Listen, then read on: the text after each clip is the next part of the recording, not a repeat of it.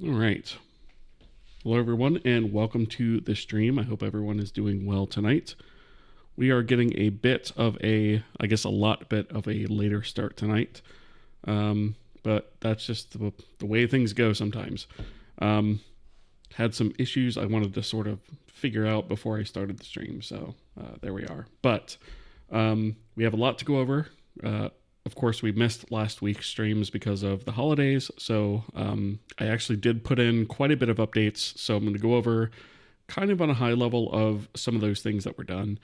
And then from there, we are going to continue where that left off. But before we do that, I want to take a quick second to thank the supporters of the channel, beginning with our elite partner, Javier Lazaron, which is the highest tier of subscription over on YouTube memberships /Patreon, followed by our partners, Gabolis Inc. and Matt Osgard. That is the second tier there, followed by the list of supporters you see here on the screen. They are a combination of the other tiers of support over on YouTube memberships, Patreon, as well as Twitch subscriptions. So thank you all very much for that support. It means a lot to me and helps me support the costs of running this channel. Things like software licenses, hosting fees, eventually assets, things of that nature.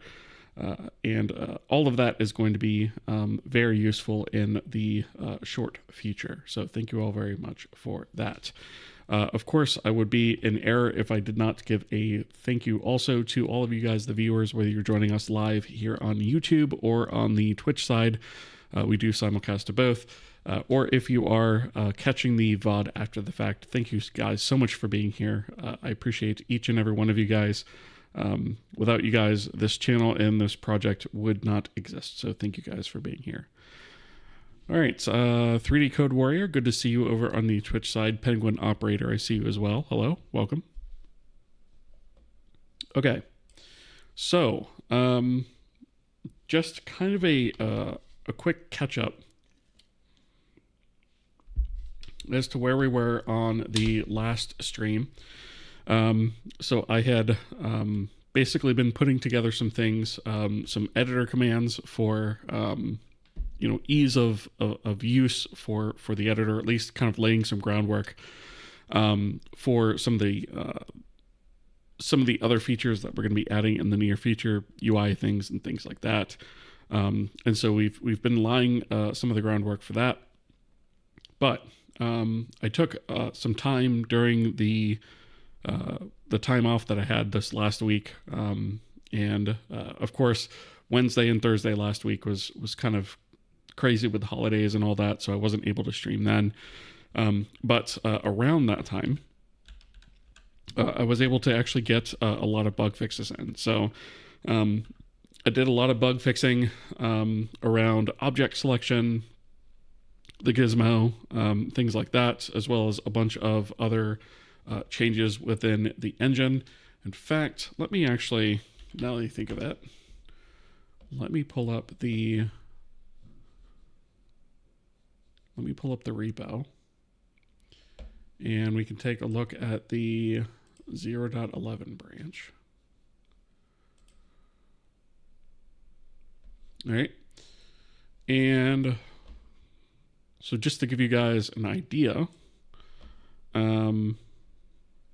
let's see. So since we streamed last, let's see. I want to say this is all the stuff that I put in like right around the last stream. And then all of these commits here were made since then. So I've done lots of work around hardware detection on all three platforms. You can see that here. And that's just to improve error reporting, right? So whenever you launch the game or the engine rather, there's a bunch of things that are output to the console. Let's see, I'm not going to be able to load it there. I'm going to have to pull up the actual console log. So if we go to the top of that, we can actually see a whole bunch of information here. And so it loads things like what OS are you running, what version of that OS are you running, build, etc. This looks a little bit different between Mac OS, Linux, and Windows. But the idea here is to, whenever you guys submit bug reports, if you submit this along with it, that it will give me an idea of what hardware you're dealing with, so that I can kind of understand what's supported and what isn't. So things like what platform you're on. That way you don't have to fill out in the ticket. The CPU, various CPU features. These are all going to be for SIMDs, stuff like that. How much memory you have, and then storage space, things like that. And then of course we already had the GPU information, so that's already in here as well. So I just added some enhancements in here to sort of give a little bit more information there, so that I can get an idea of what's going on in future bug reports. So that was a big one. And then and that was mostly actually pretty much all of these commits had to do with that. And then let's see, various bug fixes. We had let's see, a bunch of ray intersect sphere changes, some basic math changes, nothing crazy. Although, let's see, was it in this commit or was it in another one? Let me double check something really quickly. Okay. So yeah, we had a few different fixes in the model system. In fact, actually, I think I can just collapse this and look here.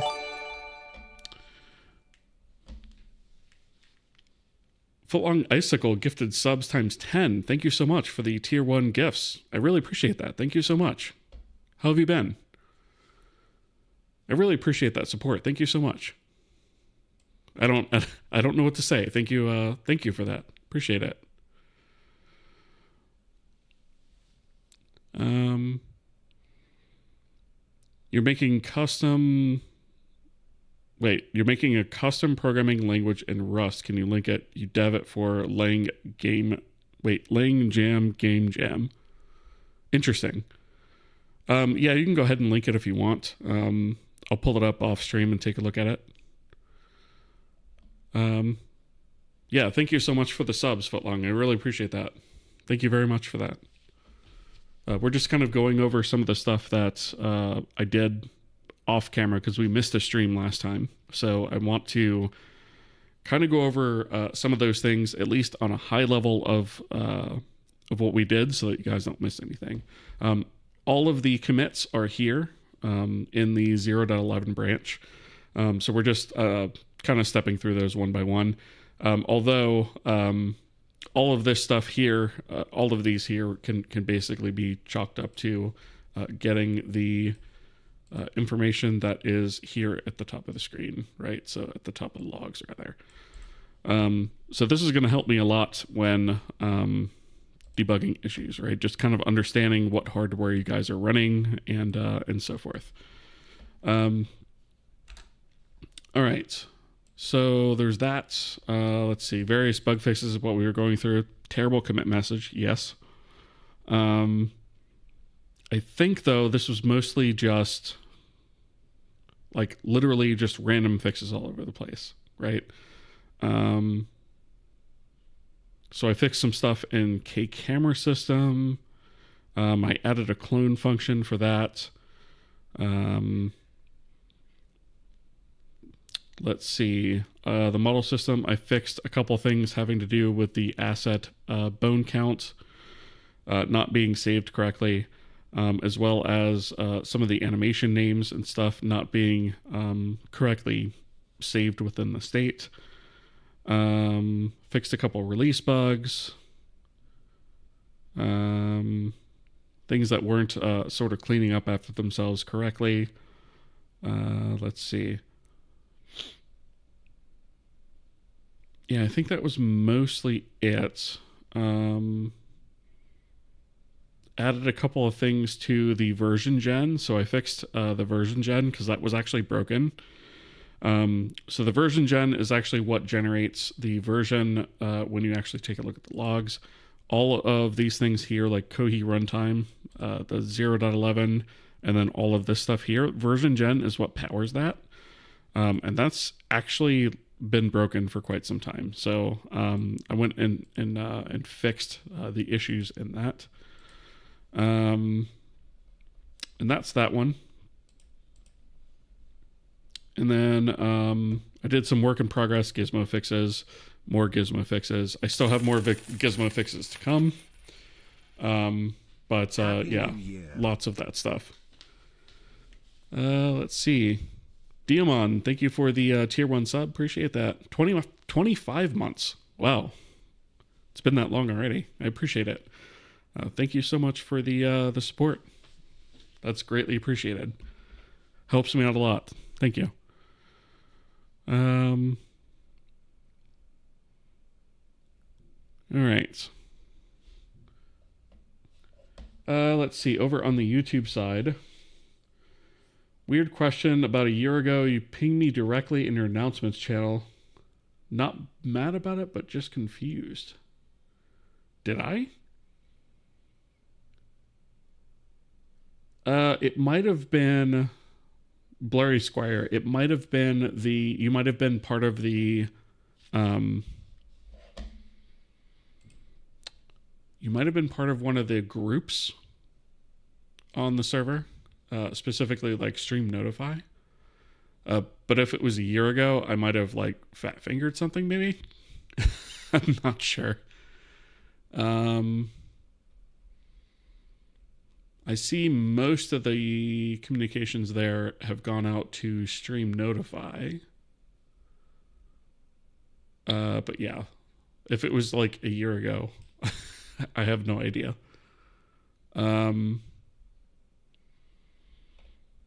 Yeah, it would take me quite a while to scroll back that far, actually. But yeah, yeah. If it was directly to you, sorry about that. Yeah, I'm not sure what happened there. Okay, so all of this, and I have some additional gizmo fixes, but the bigger piece that I want to go over is actually the separation of the editor and the. Let's see, didn't I have a separate... I thought I had a separate commit for that, but maybe not. Evidently not. So I did a lot of work, and that might have been under various bug fixes as well. Separating the state between sort of an editor state and a gameplay state. So whenever you... in fact, let me just relaunch this real quick. So whenever you launch the game and you load up a scene, initially you are put into sort of gameplay mode, right? And that's where you can sort of, run the character around, jump or attack, things like that, right? And this is sort of the mode that you might think about as sort of the default when you enter the game. But what you can do is... when you are in a particular zone, such as this one, you can actually load up the editor. And what that does is you'll notice that it opens up sort of a version of the scene, but it doesn't have the player in here, right? So we were running the player around here. The player doesn't exist. And so what this essentially does is it loads a copy of the scene. And so if we go ahead and let's say, for example, we move this tree from right here to over here. Let me go ahead and save that. And then we switch back to play mode. Oops. Hit the wrong key. And we load that up again. You'll notice that the position of the tree has been updated, right? So if we want to, just change something, let me try moving this again, right?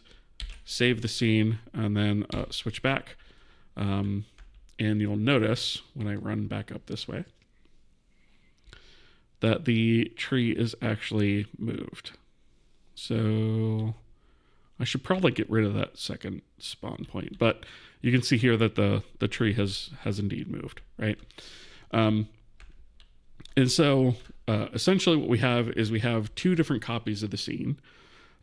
We have one that is sort of in editor mode. You can think of it that way. And that's, it really doesn't have updates running on it. It doesn't have a lot of the typical gameplay mechanics that you might assume would be in place, like being able to run the character around, things like that. But then it also, when you switch back to the editor view here, you can see that the player does not exist, but when you switch back, it does. So it just gives us basically essentially what's happening is it unloads one copy of the scene and loads the other copy of the scene. So whenever you are in gameplay mode, as I am here, and you press the key to open up the editor, what it essentially is doing is it opens up another copy of the scene in editor mode. And, or in this case, it crashed. I have to figure out why it does that on occasion. It's one of the bug fixes we need to fix. But essentially, it opens up a completely different copy of the scene. And you'll notice that it's actually pretty quick. And the reason for that is because all of the instancing work that we've done with models and textures and materials, things like that, it keeps those sort of base assets and base resources, if you will, loaded. And essentially what happens when we switch from play mode or game mode, whatever you may call it, to editor mode, essentially what it does is it loads the new copy of the scene first and then unloads the old copy. And so by doing that, it means that essentially all you're doing is you're creating new instances of all those things that are already loaded, already uploaded to the GPU, all that good stuff. And then it unloads the old, right? So we're not completely tearing down everything and then having to re-upload everything to the GPU. All that stuff is already there. It's already loaded. It's already ready to go. All we do is create new instances of those things and then unload the other copy of it and remove those instances, right? So whether we're going from editor to game mode or game mode to editor mode, we do the exact same thing, and that's why the load of that is pretty quick. Now, granted, we don't have like a lot of objects here, right, per se. We just have these few things, but that is basically why we are. That's essentially what we're doing, right? We've separated those two out. Now, one of the things that I've done a lot of work around selection, object selection, fixed a lot of bugs around the bounding volume hierarchy in terms of actually fixing that stuff and getting it to select correctly, right? So we can actually select objects correctly in the scene, so we can just click on those and select them, and all of that is working pretty consistently now. We can even get this guy over here, or even that one there. All of those things are pretty consistently working. However, some of the debug data is not actually taking into account the proper transform. And so transforms are something that I also updated off camera. So we need to kind of talk about that a little bit as well. Let me just catch up on comments real quick. Orshi, good to see you. Magetz, how's it going? Happy New Year to you as well. Siggy over on the YouTube side, welcome. Good to see you. Let's see, it's all right. Confused me a bit or confused me a lot rather, and I just remembered it. Thought I'd ask. Yeah, I'm not sure. I can look through the logs on the server and try to figure out why that happened. I might have fat fingered something, to be honest. Happens. Okay, so K-transform system.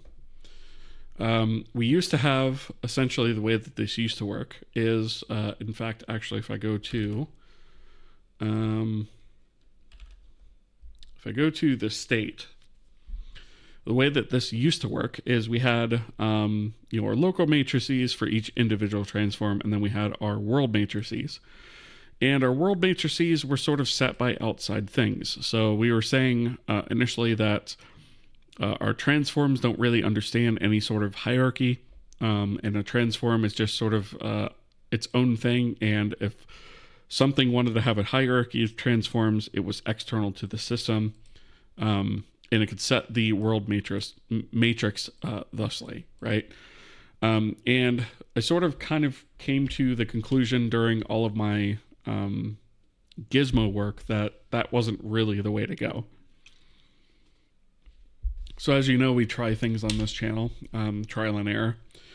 And so I made the decision to reintegrate hierarchy back into the transform system. And with that, the hierarchy graph is now gone, right? So the hierarchy graph was something that was trying to sort of externalize the concept of hierarchy outside of transforms. But when it came down to it, it just made more sense to just have that as part of the transform. So transforms now can have parents, right? So remember, each one of these elements in the array is an individual transform. So an individual transform has a local matrix, a world matrix, position, rotation, scale, flags, user data, and now it can also have a parent transform, right, which is just a index into this same array, and then a depth. And so the depth is used to essentially indicate how deep in the transform hierarchy a particular transform is. So all of these things here are essentially arrays of different bits of data, and there are one of those things per transform. So not much has changed in terms of conceptual ideas here, other than we now have the introduced concept of parents and depth. And so there are a couple things that we added in here. And so we are making full use of the dirty list. I'll come back to that in a minute. And then recalculate world. We'll come back to that as well. The thing that I want to point out is these are both recursive functions, hence the _r at the end. And so we'll come back to those two shortly. The other thing that I want to do is in the header file, I want to point out the two new functions. I've got to add comments for these, but we essentially have a transform parent set and a transform parent get. And this works exactly like you might think it would. It takes in a transform and then a parent to set. This can be invalid transform if you want. So if it's a root element, then you would pass invalid transform here.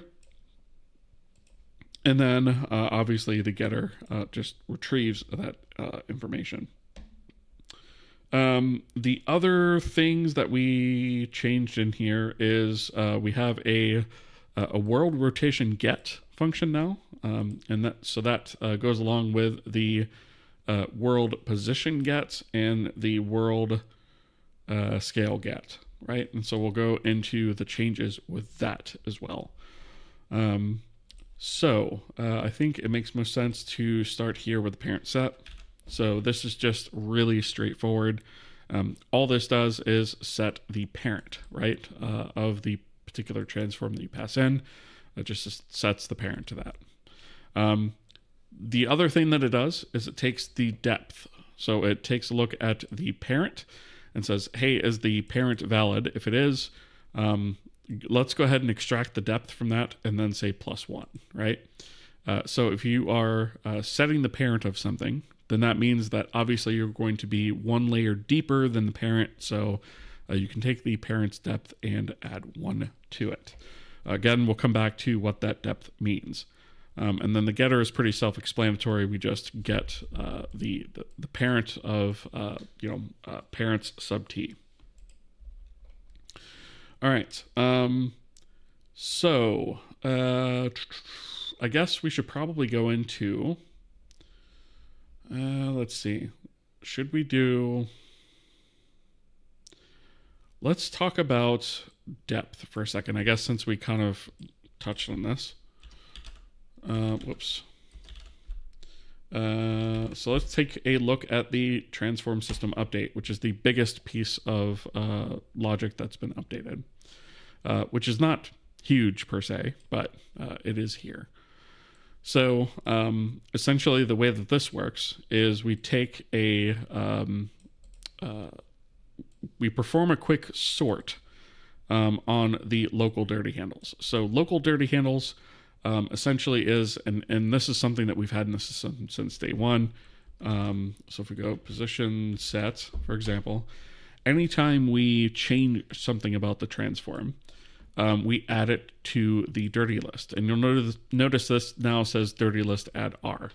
And that is because it's recursive, right? So anytime we add something to the dirty list, that means this transform has been changed, and its matrix needs to be recalculated, right? And so we do a check really quickly to make sure that it's not already in the list, and then if it is, or if it's not, rather, we add it. And then we also recurse the children of that particular node as well. And we mark all of the children of that as dirty as well, just recursing into this function, right? So it repeats that same logic. So the idea is anytime we have a transform that changes, we say this transform's dirty, and anything that inherits from it, i.e. children, they're all dirty as well. They all need to be recalculated. And this is where the depth comes into play, right? Is because when we do a update, we sort based off of that depth. And what that's going to allow us to do is not have to recalculate or step through recursive recalculation of the world matrix more than once. So we can kind of calculate that world matrix from the least deep elements that need to calculate it all the way down to the most deep elements. And so it's just a little bit of an optimization so that we don't have to, continuously climb the tree to figure out what needs to be updated and what doesn't. This just very quickly allows us to say, you know what, let's go ahead and just update things from the top down, right? And so that's essentially the way that this works. So recalculate world R, all that does is says, well, let's go ahead and recalculate local of the particular transform that we pass in here. And then if it has a parent, we want to recalculate the world of the parent, right? If that is already done, then there's no need to actually continue from there, right? Otherwise, we go ahead and we just say, okay, well, let's go ahead and grab the world matrix for that. Do the multiplication against the child matrix, and then set the world matrix here. If we don't have a parent, then we just go ahead and use the local matrix as the world matrix and set that anyways. And so we do all of that. So we sort the dirty list by depth, recalculate all of those matrices according to the dirty list, and then we reset the dirty list.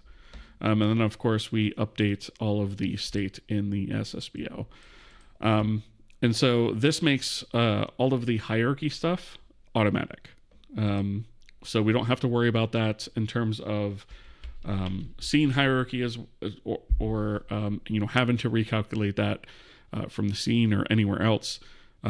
As long as we have the parent set, it works just automatically.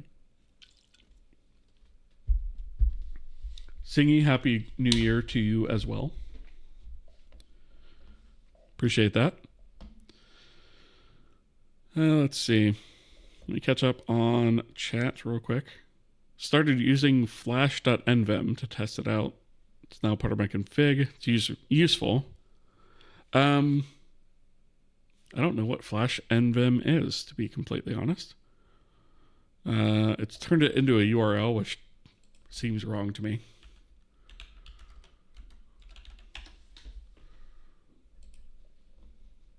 Navigate your code with search labels. Ooh.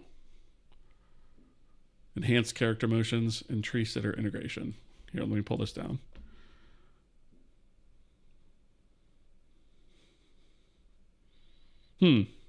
Okay. I might have to take a look at that.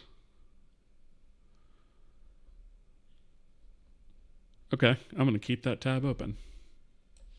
I'll let you know. Is it faster to have a dirty list rather than just doing the calculation for each frame for dynamic objects? It's lots of branches and stuff and recursive function calls. So I'd have to profile it to be sure, right? But my thought process is, if we have a dirty list, we're only updating the ones that need updating, right? So when I call update, we're only actually performing matrix calculations or recalculations against those and anything that inherits from them, which would have to be calculated, instead of recalculating everything every single time for every matrix. So to me, in my head, that seems faster, but I'd have to profile it to be sure. Dirty children. Or she. Yep. Really makes navigating code so fast. Yeah, that would be... Okay. I'll take a look at it. I could always use speed ups with that, for sure. Frozen Shadow, how's it going? Good to see you. Seems like an AI readme. You talking about this one? I don't know. I mean, I don't see any EM dashes, right? But yeah, I get what you mean. Because like ChatGPT tends to format things a little bit like this, but I don't know. It's better than not having one, for sure. I don't know. It seems like I try to...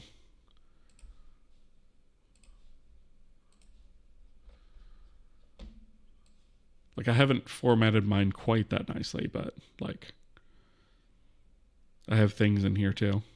I don't use as many emojis, I guess. But...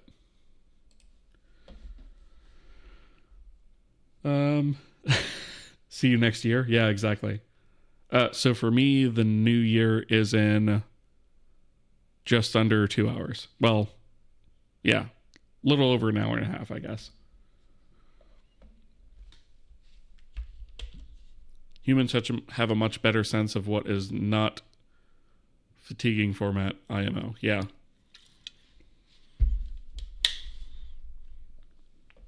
It's Folk manages Legend. Yeah, I can't imagine Folk doing, like, AI documentation. I mean, that is legitimately one of the things that AI is kind of useful for, is, like, scaffolding documentation for you, but, like, I don't know. I still do it manually, the old school way. Let's see. 2026 is the year of Kohi. I like the way that sounds, actually. Yeah, we are actually going to... I'm looking to make large strides in our game project this year. So I still have some stuff in the engine I want to do, but I'm looking to really start, hitting the game pretty hard this year. That's the goal. Okay. Have I talked about everything having to do with transforms? I think I have. Talked about depths. We talked about parents being sets. Oh, right. Okay. So there's these couple of functions that are new. So we have this concept of world trends or world rotation get. There's also one of these that's similar for scale. And so one of the things that you might think about doing is just taking the world matrix and trying to extract rotation from it. However, that is extremely error prone when scale comes into play. And so the safer way to do it is, since we store the rotations anyways, is essentially what we do is we climb the tree. Whenever we say we want a world rotation for a particular transform, all we really mean is that we want all of the rotations that are applied from the furthest up root node that we can get all the way down to the child node, right? So we essentially climb the tree and we say, along the way, store the rotations in an array. And then once we've walked that all the way up to a root node, then we essentially multiply all of those rotations together. And that final rotation is what gives us the world rotation, right? And so that is a lot more accurate, a lot more fail-safe way to grab the rotation. So rotation is one of those things that you don't want to try and decompose the matrix, because that gets hairy really quickly and is not always 100% reliable, especially when it comes to non-uniform scales, right? So that is the way that we're handling that. And since scale and rotation tend to affect the same portions of a matrix, we also have a transform world scale get here. And that works the same way, where it sort of just goes up the tree and grabs all of the scales and then multiplies them all the way down that stack, and finally returns that final scale. Position, however, position is one of the things, and it's probably the only thing that is safely extractable from the matrix, right? So in this case, we can do map for position, and we could just say, you know what, go ahead and use the position from the world matrix, right? Because the position is affected by rotation and scale, so we don't want to exclude those things. We want to include those in the final world position, right? So we've got the ability now to say for a transform, we want the local position or the world position.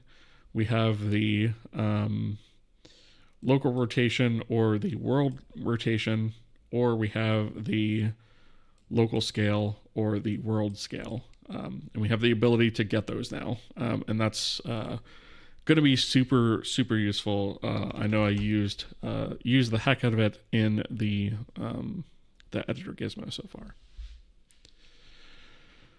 Let's see. Have you considered what to use for UI yet? I'm rolling my own, and it is interesting. So we've already started rolling our own UI, actually. And I have some bugs to fix around that tonight, actually. But yeah, we have, let me pull this up. So this is part of what I have to fix, right? Is we've got text controls, we've got the ability to type into a text box, we have the console control up here, but you'll notice this is all kind of messed up. This is because of all the transform changes I made. So I need to fix some of this stuff, because I think this text box is actually positioned correctly, but this background box is not. It should be up here. And then you'll notice that the cursor is up here. So if I type down here, it's like moving all of this stuff. So I have to figure that out. But we do have our own sort of UI system, and I built this kind of the old school way. I shouldn't have closed that yet.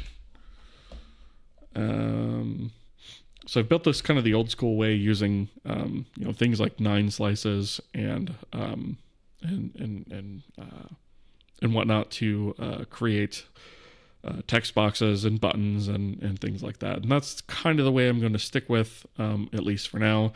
And we've kind of called this the standard UI, which that needs some enhancements as well.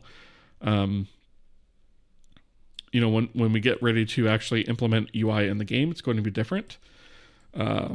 But for things like debug utilities like this, we kind of want a standard set of controls, and then game UI is going to be something that's vastly different.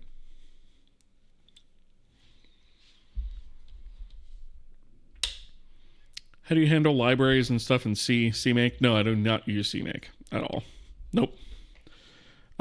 We use raw make files. because bump using CMake. I don't want any, I want as few possible dependencies as I could possibly have in the project. And so one of the things that annoys me greatly is when I see a project that looks interesting and then I have to use CMake in order to actually build it. That's annoying to me.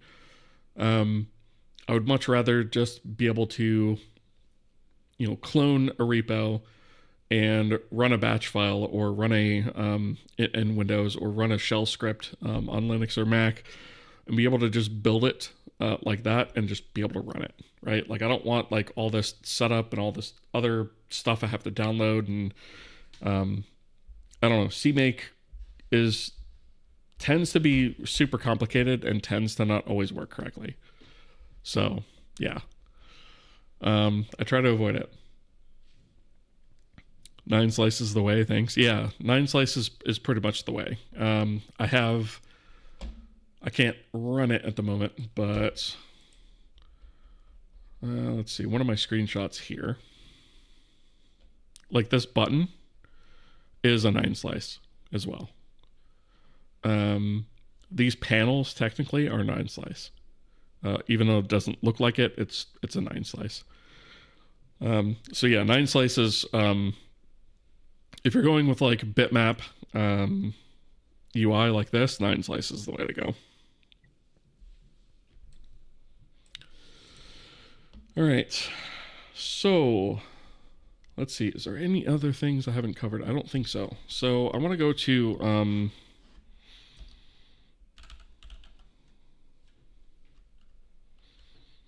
let's see. I think it was might have been in text box. Because I noticed that when we ran this,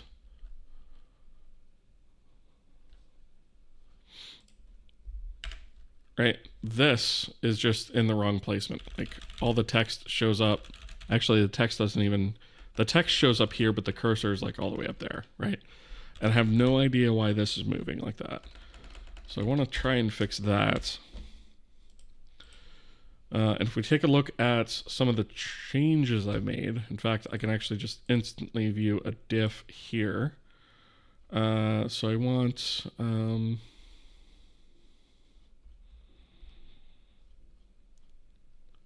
let's see, this is all assets, which we'll go over that too. Standard UI system, actually SUI text box is probably the one where it's changed. So we used to have this k-transform parent sets, or no, that's actually new. What did we do here before? Oh, maybe that's part of the problem. Is the clip mask right, actually? Let me see if the clip mask is right, because if that's right, that might not actually be a problem. No, the clip mask is actually right because we're clipping this text here and that looks fine. So the clip mask is fine. So that change is fine. Content label. So we set the parent of this to self-transform. And the reason I did that is because we have the type data content label parent is set to self. So basically anywhere where we're setting the parent of like an owning object, we also need to set the transform parent as well. So content label is self-transform. I think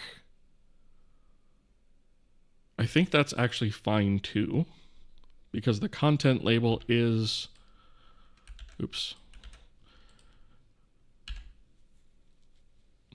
the content label is aligned in here, so that's fine.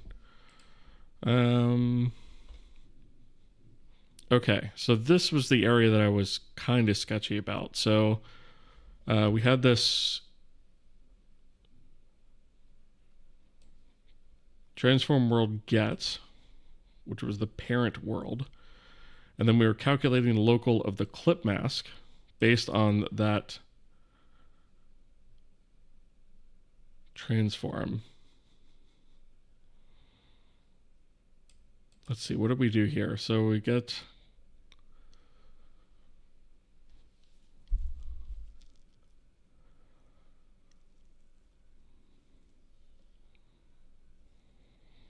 world set right here, HB world. So we were taking the local transform for the highlight box. We're setting the highlight box to the same transform as the parent. So does that mean that the highlight box actually needs to be parented? I think it might. Because we were setting, let's see. It looks like we were kind of hacking this together, to be completely honest. So we updated the clip mass transform. That actually seems fine. It's this that seems wrong. So if we take a look at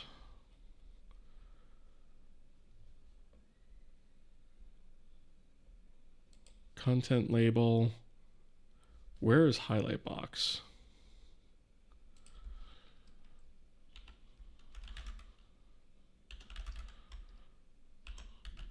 Highlight box. So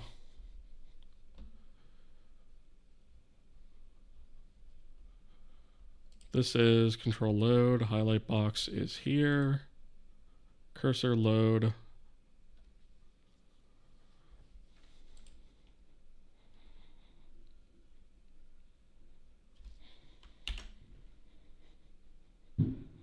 I think that is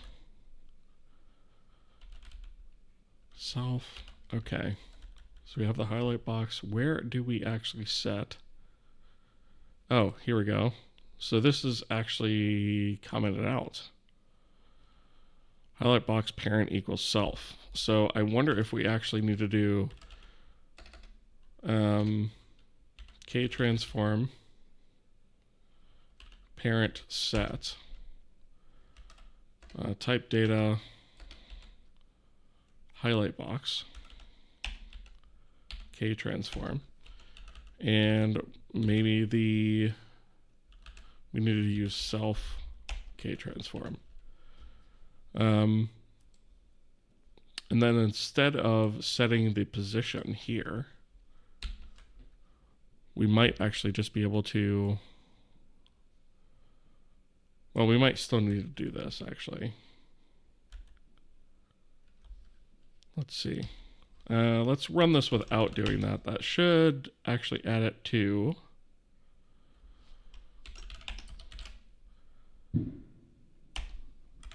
the base transform.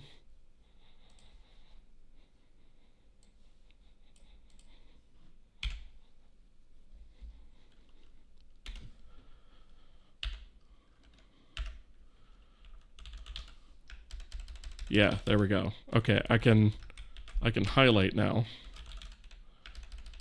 Right? Okay, so that problem is fixed. The cursor, however, the cursor is going to be the next thing. So actually, was that, I closed that out a little bit too quickly. Was that actually positioned correctly?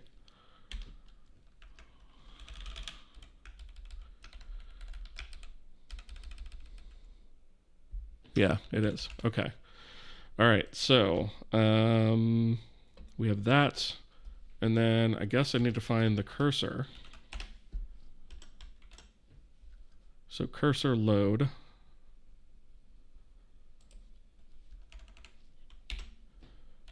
And that's its own control.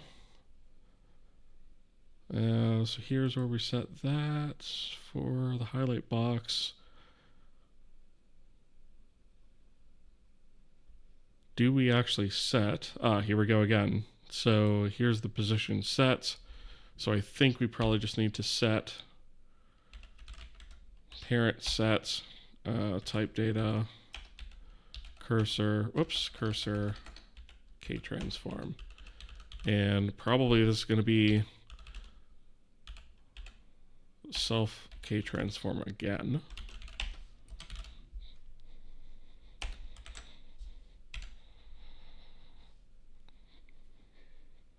Nope. Okay. Why is that? Okay, go away. I don't know what you're talking about.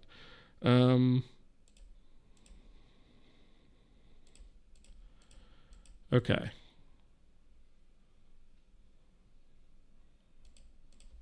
Where did this dirty list add? Ooh, did we hit some sort of... That looks like a Stack Overflow. Okay, cool. How did we do that? Okay. So this is cursor transform. Oh, maybe we need to do that.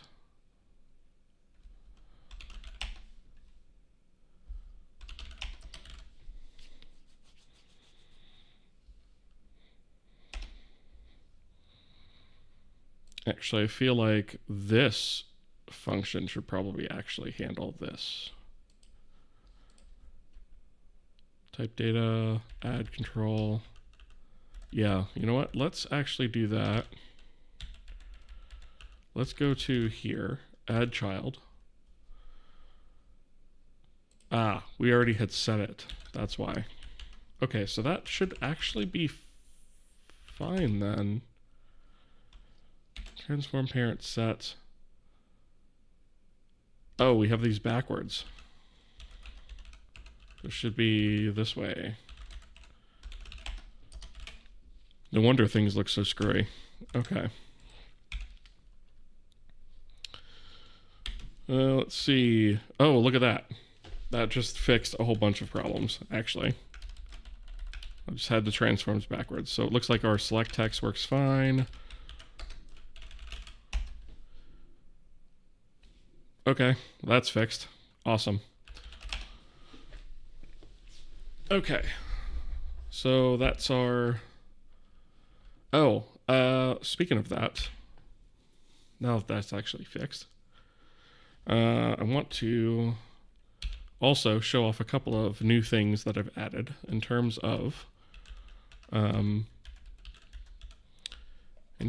editor capability, right? So if I select a particular object here, right, and I pull up the console, I can now say editor, editor set selected rotation, right, and I can just put quaternion identity in here. So that would be 0001.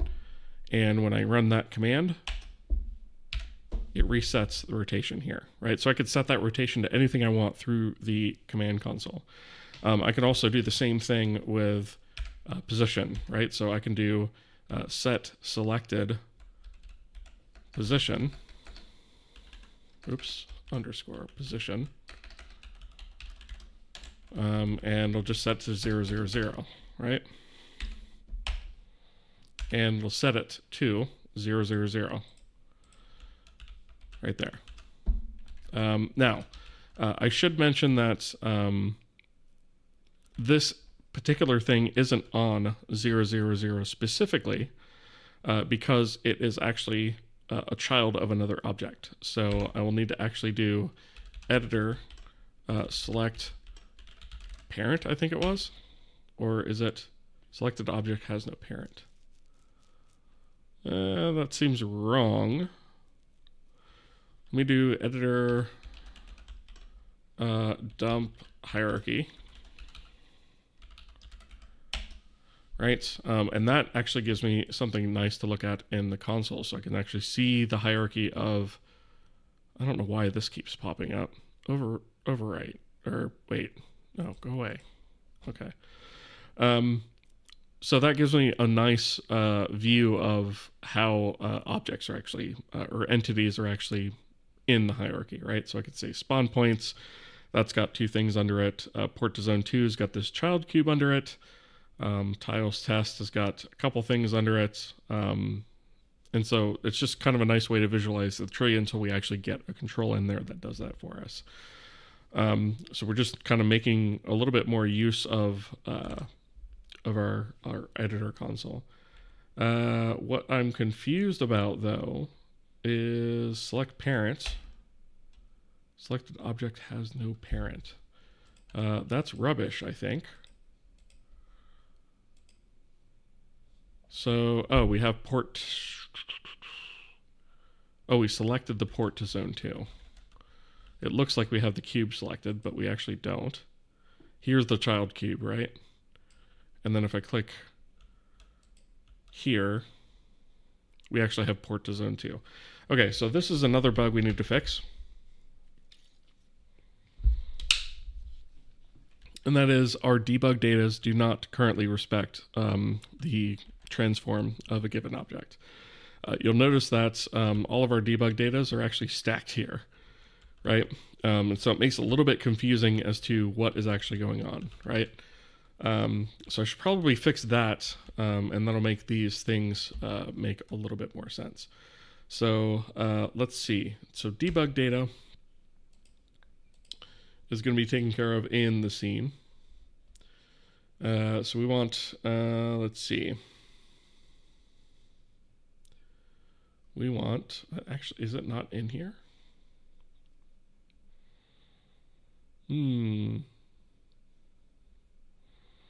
Oh, there it is. Okay, so let me minimize this. So I suspect, I think I actually put a to-do in here somewhere. Recalculate transforms. Okay, that's not it.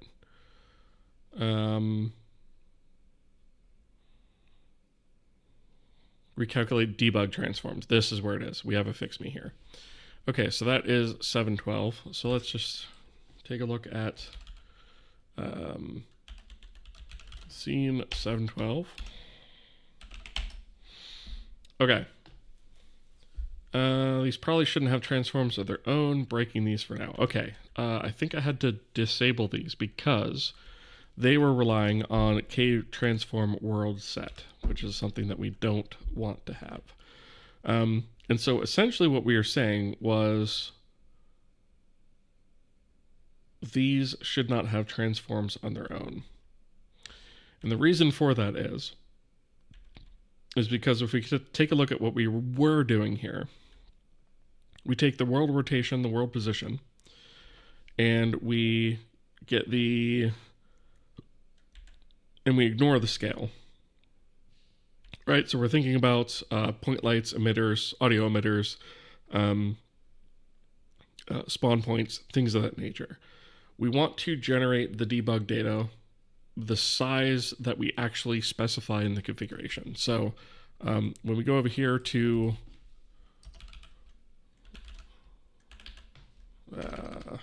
zone 00, rather, when I say I have a spawn point that I want its radius to be 1.0. I, in this case, do not care what its parent transform or what its transform or its parent transform is set to. I want that radius to be 1.0. I don't want that to be scaled by its parent, right? So that's true for spawn points. That's true for, let's see. That is true for lights. Right, so if I have these properties, which then translate into a radius of their own, right? I can take these properties here and get that. I want that to always be that size. Same with a sound emitter, right? And so the size is something that we have in place. And the size is actually something that you can see when we load up. We can see that the size of these things is correct, right? So these are roughly what the size was before. The yellow ones are portal. The orange one here is our light. And then there's a sound one in there as well, which is actually orange, but that's kind of being overlaid because it's got the same radius. And then these blue ones here in the middle, those are our spawn points, and you can't see it clearly here, but there's 2 of them there. So one of them is like supposed to be right here, and the other one is supposed to be all the way over there. In fact, you can actually see the box for one of them here, and then the box for the other one here, which there's some issues we have to fix about that as well. And so what we want to do is essentially construct a model matrix that includes the position or the world position and the world rotation, but does not take into account scale. And that's the reason I'm saying it should not have a transform of its own, because transforms don't really work that way, right? What it really needs is a way to represent that in just the final model matrix, right? And so we have data transform. So if we take a look at that, we have this transform here. We want to remove that, and we want to go ahead and say mat for model. And we're going to use that model matrix directly as part of the render data when we go ahead and set that up, right? So we don't need to do this calculate local.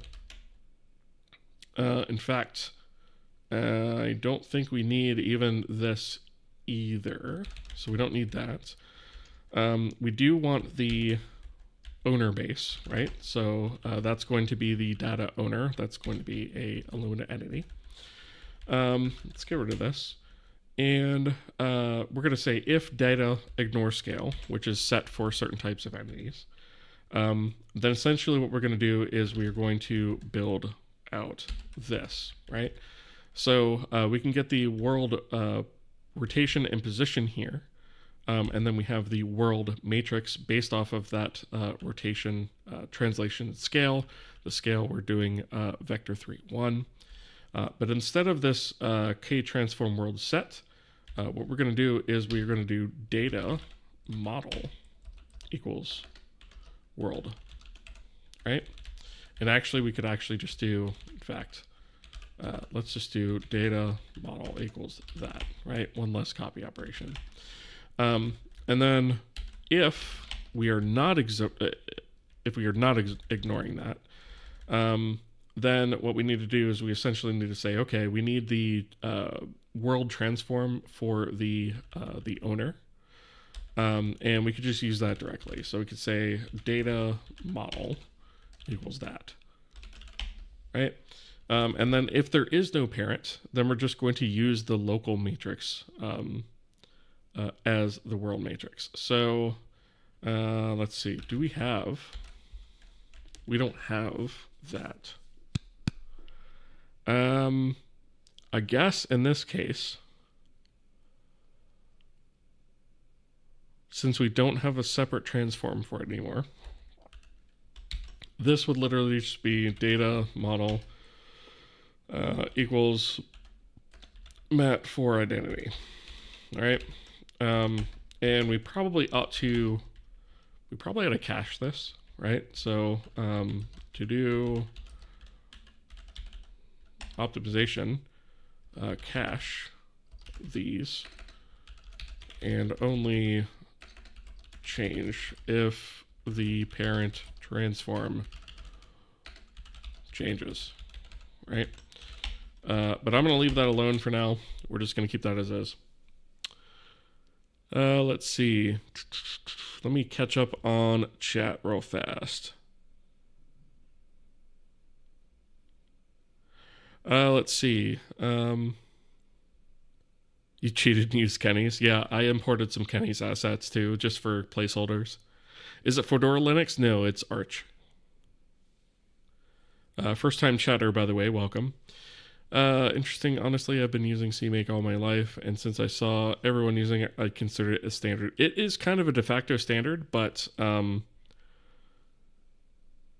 genuinely find, especially in a project like this where you're writing most of the stuff yourself, not really necessary. When you're developing your engine, how do you choose what feature to implement next? Do you have a roadmap? Yes, we actually do have a roadmap. Well, we have a roadmap / a to-do list. So I've got certain things that I like to target for the current release, which we've got a few things here left for that. And then I've got stuff under future releases, which has got a whole bunch of empty checkboxes here where I think of something and I just kind of write it down in this big old to-do file. And then there's some general stuff here that I was like, these are things for the engine I want to get in. You can see a lot of them have got X's, they're done. These are things for the renderer I want to get done, or these are things in plugins I want to get done. And so every once in a while, I'll just kind of go through and clean up this list. And then I've got previous lists or releases here of all the things that we've done. So I just kind of move them as I proceed through development. And this is a lot easier, at least for me for right now, than managing sort of tickets or issues, especially since I'm the only one working on it. However, though, when people do submit, bug reports and stuff, I do put those items in here in to-do every once in a while, and I'll link the actual issue number here, and I'll solve it that way.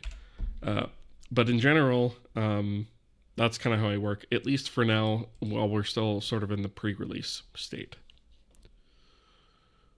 I do what I need when I need, sometimes means refactoring. Yep, exactly. We're doing that here. Yep, 100%. Half the fun. Have a Windows IOCP for networking, files, and timers. When I have to use in real-world applications, I add functionality as needed. Yeah, exactly. Sometimes I write out what is needed, then code it. Yeah, exactly. Sometimes I'll do that in comments. I'll put like a to-do, and then I'll kind of list out the things I need to do, and then I'll just write it. Do you have a video on tokenizing? Yeah, we actually wrote, so this file format here is actually a custom format. And we wrote the tokenizer and the parser on stream. I don't remember what episode that was, but if you look for Kaysen, I think it should come up in the list. Your water is so good, what did you use? I just kind of used your standard combination of refraction, reflection maps using additional renders of the scene, and then distorting that using DODV maps.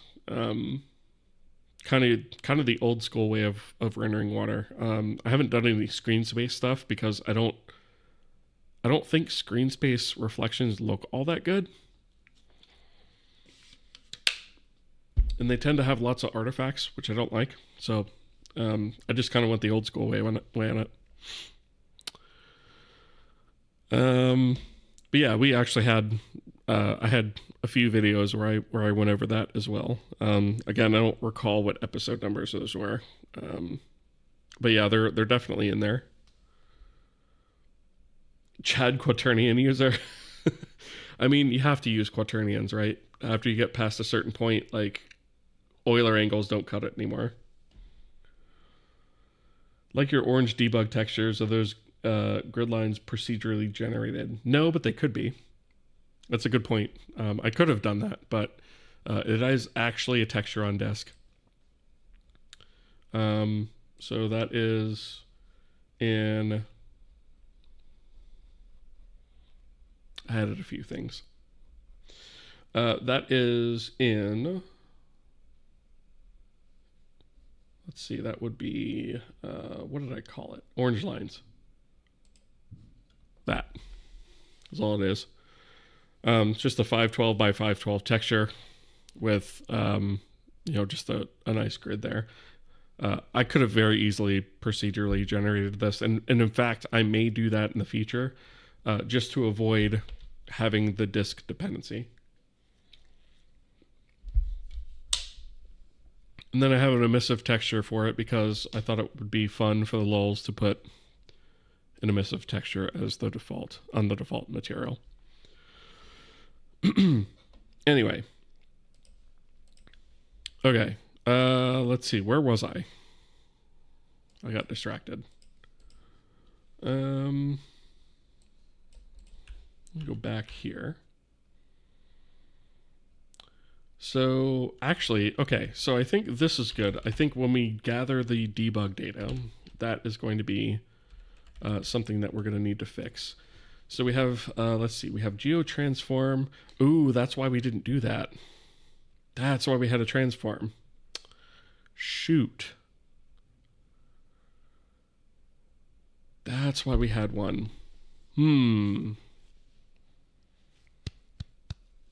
Okay.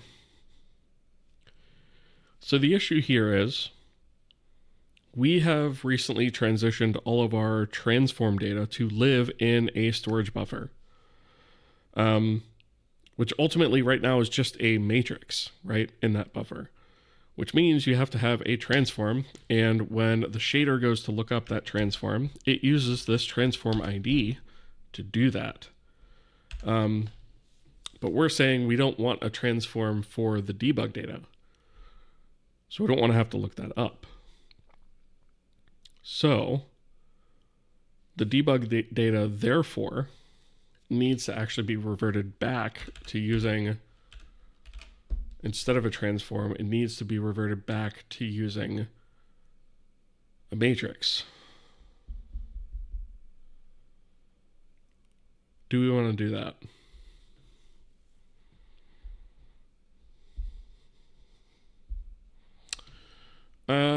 Let's see. So if we look at our color shader, if we take a look at the vertex shader, let's see. The color shader still takes a model matrix in the immediate data. Okay, is it just the debug shader then that does that?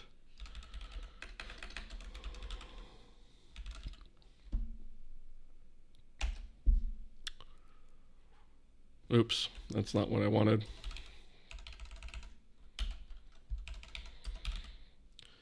Shader, debug, 3D, vertex. Here we go. Oh, that has a model shader or a model matrix as well. Are we just hacking this in the renderer? Is that what we're doing? Because if that's the case, that actually kind of saves our butt.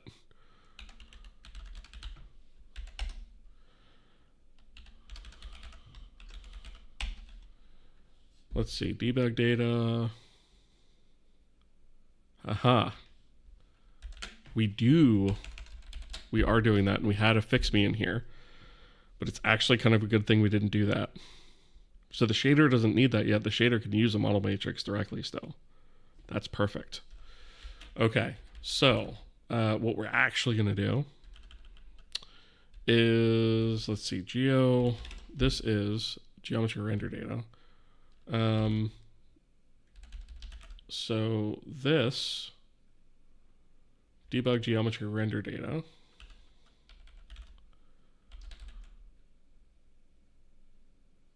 is just using geometry render data. And the standard geometry render data does use that transform. So I guess what we could do is, instead of using that, we'll just say mat for model right there. Here we'll do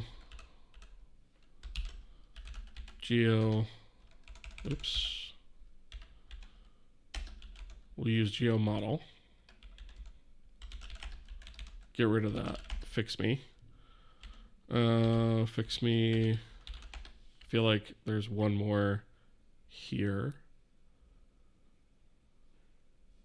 Debug global data. Okay, so this is... Oh, this is for the grid. Okay. That one I think I'm going to leave. Projection matrix.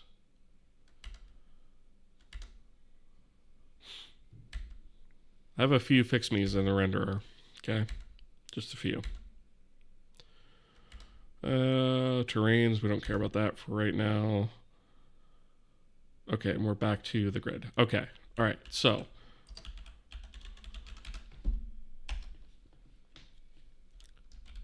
instead of doing render data geo transform, we're going to do render data model. is equal to data model. And I think we've got one more place for that. So create debug data. So we're going to do data model equals map for identity. And I think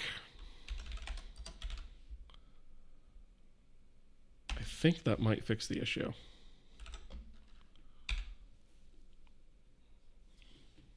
Let's see. Hey, that looks pretty promising to me. Yes, all of our debug data are spread around. However, what happened to our...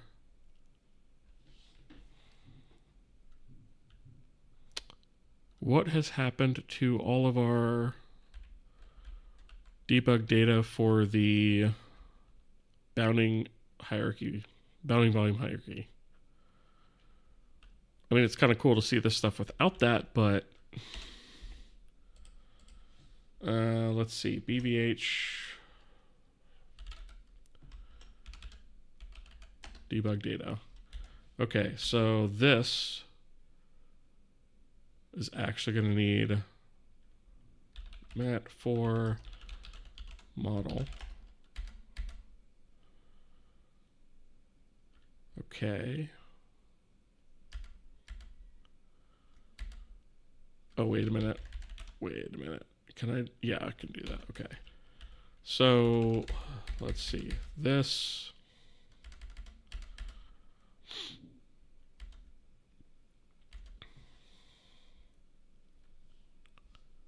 Okay, that's just the array creation, destruction, recalculate boxes for every BVH node. Here we go. Okay, so we have recalculate that, and I think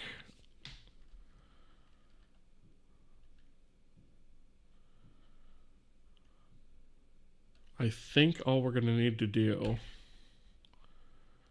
is say model equals mat for identity. And then also, whenever we go to prepare the frame,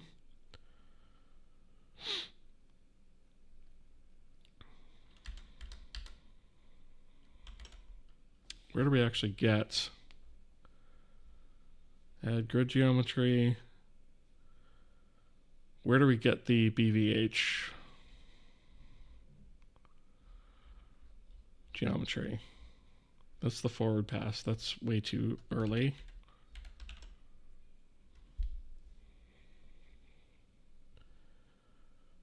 Debug geometries.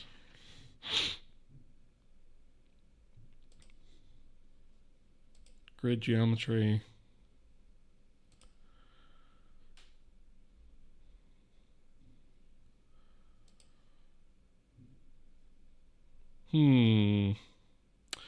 So let's see, load range. That can't be enough to fix it. I feel like it's got to be more than that, because where else would it come from?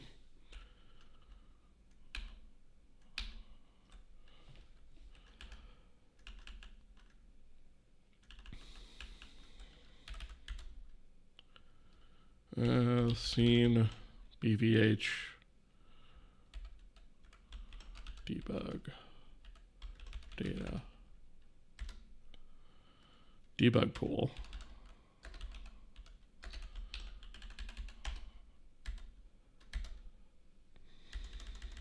So where do we actually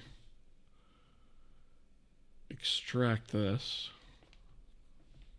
We should probably go in here and say D model equals map for identity. Add an identity matrix to each one of those. And then that's the destruction.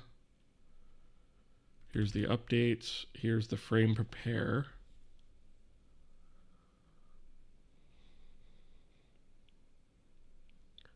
All that does is load the range, though.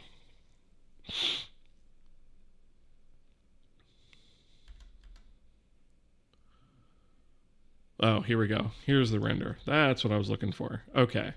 So render data model equals, let's see. It's going to be data model. That's going to be what I need.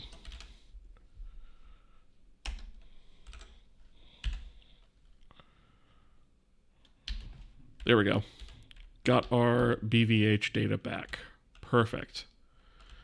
Okay, so now we can actually take a look at some of these things. Some of the functions that I was trying to show off earlier. So we take a look at this guy, and we say, well, editor set selected rotation 0001, right? We'll reset that. But then we can actually select its parent, right? So we'll do editor select parent, right? That selects this, which is its parent, right? So now if we actually rotate this guy, we'll see that it rotates the child along with it, right? So all of that looks pretty good. That's actually working the way that it should. It is also, you can see that the debug data does take the transform into account minus scale, right? And I can actually come here to, let's see, can I select the parent of this? I don't think so, because it's kind of in there. I do need to figure that out eventually, but so let's see, we have selected, let me move this up a bit. Okay, so we have the fire light selected, right? So we'll do editor parent select again. And then I can just, again, oops, dang it. Hit the wrong key by accident. Okay, so we can go back to here, select this guy, editor, select parent, rotate, which also happens to be the parent of this sound thing over here.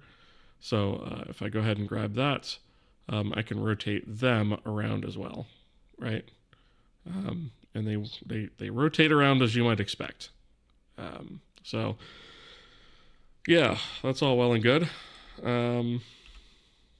Move this out a little bit so that we can just select the parent and move those guys around as well. Yeah, so we've got a few more things in the editor that are nice to have. I also added a couple of just test little assets here. Just, kind of the Kenny assets, right? I think it's like a medieval like building blocks or whatever, but they're like super low texture resolution textures. So I don't know if I'm going to use them or not, but I was kind of looking for something to like build, or at least, kind of gray box a level in. Part of me is tempted to just write something to actually gray box stuff in without having to import assets, but here we are.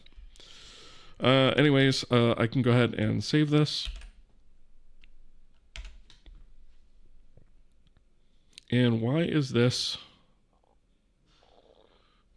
constantly trying to save this? Why? Just go away. No, don't save. Did you check out Kenny assets? Yes. Yeah. So I actually have a bunch of them added.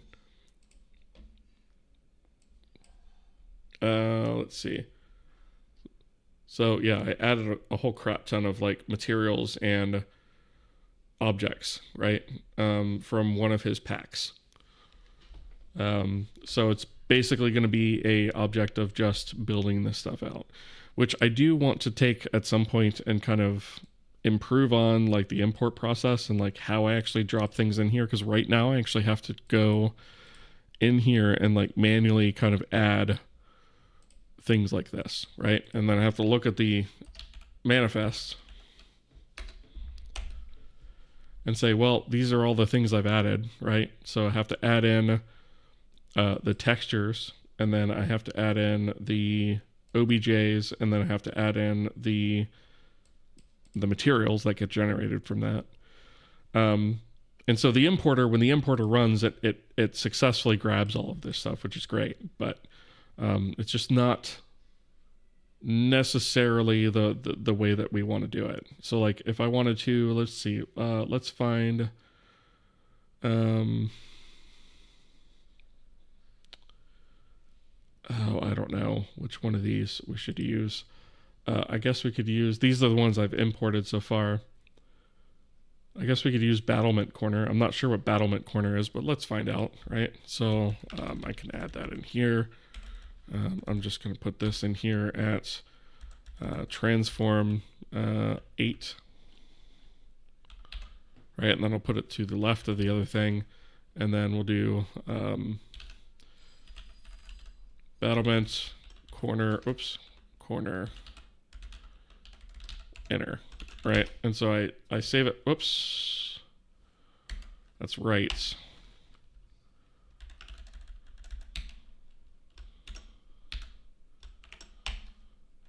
I had written changes to that file and I forgot to reload it.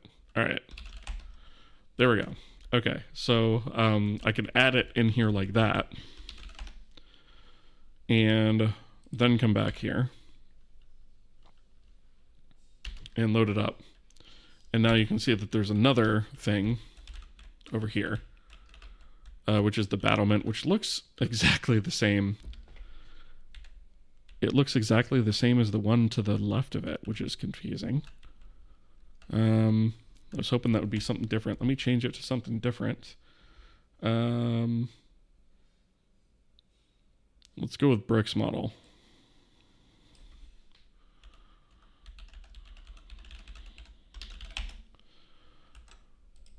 All right, so we'll load that up. Oh, interesting. Is that not... Am I missing something here?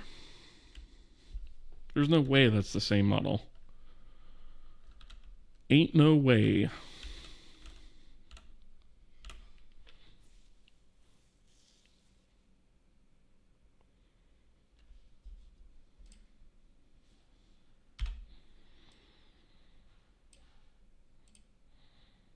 That is the bricks model one.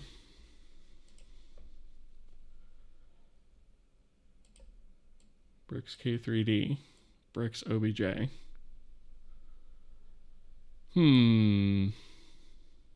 Okay, I guess we'll try column.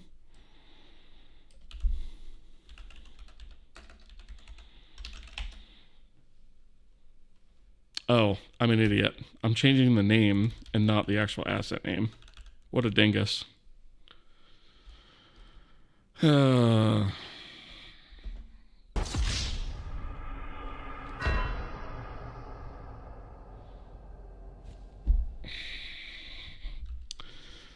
This should be bricks model,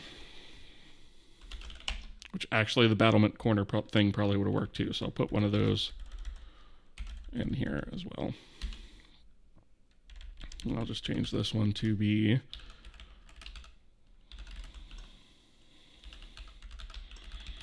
right, and I'll just call this test just to differentiate it, and then corner inner, I think it was. Right, so we got that, and then I'll just do, I don't know, 7 for that one.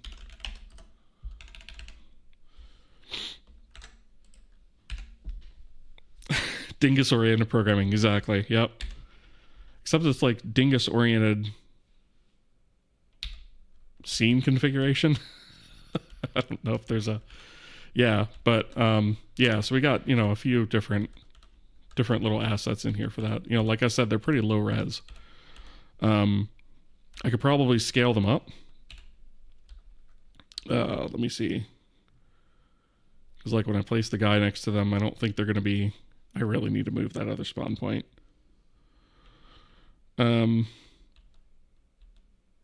I place the guy next to him, they're 1 unit, right? And he's 1 unit by like 2 units tall, right? So I don't know, like scale wise, like I might double the size of them, but I feel like anything beyond that's probably gonna be too much.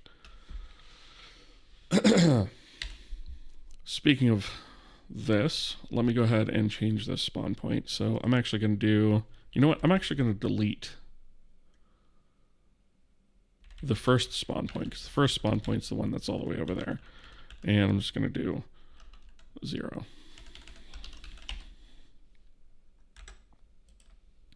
That way, it stops spawning me all the way off into the distance, right? Just spawns me there, and we're good.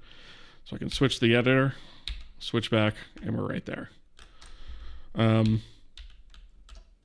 Okay, cool.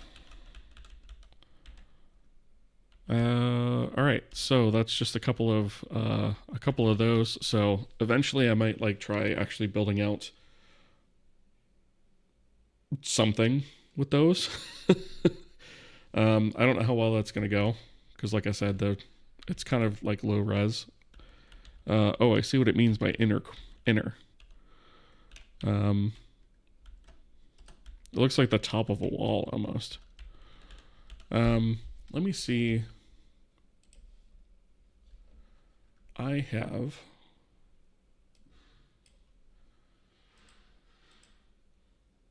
where is it?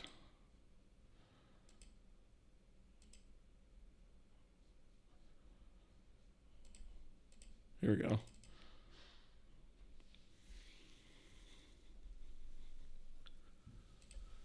So this is like the pack that I downloaded, right?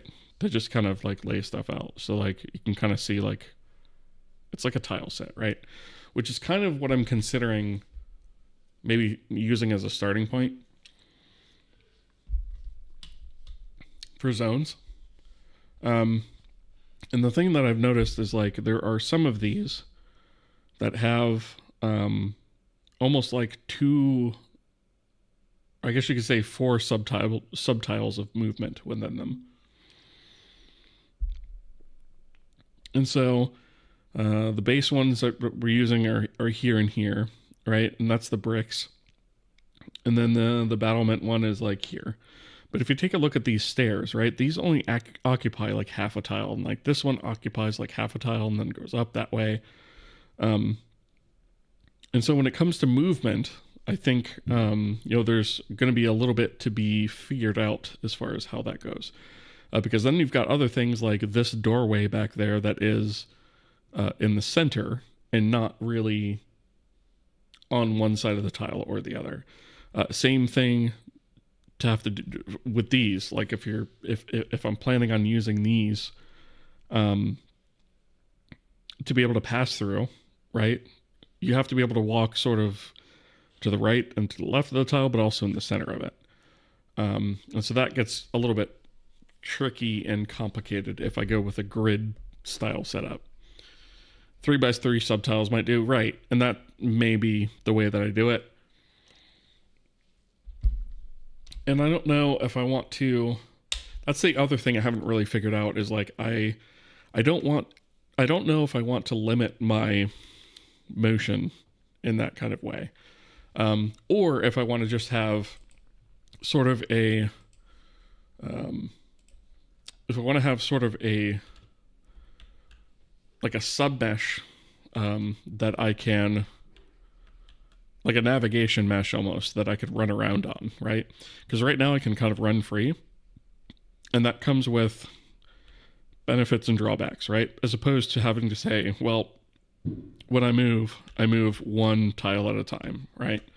Like this. There is something to be said for the simplicity that offers in terms of gameplay code, but I don't know that is the movement style that I want. Because this isn't going to be like a click to move style game, right?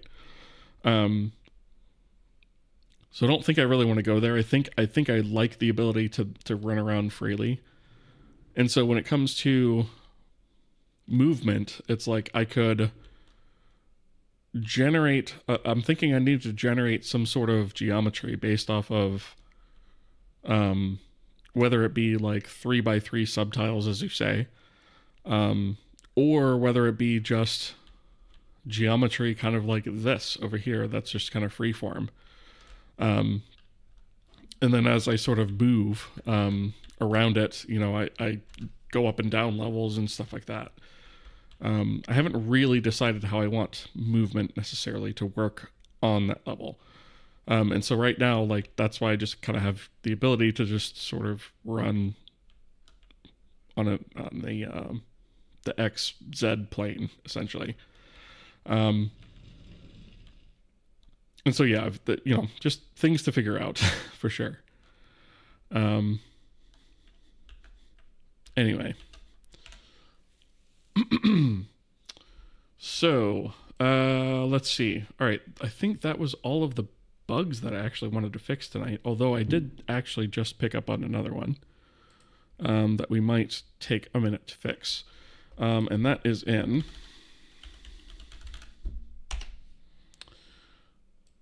I assume that's going to be in the scene, but it's going to be having to do with the light, actually, and I shouldn't have closed that as quickly as I did. Let's close this. And let's go back here.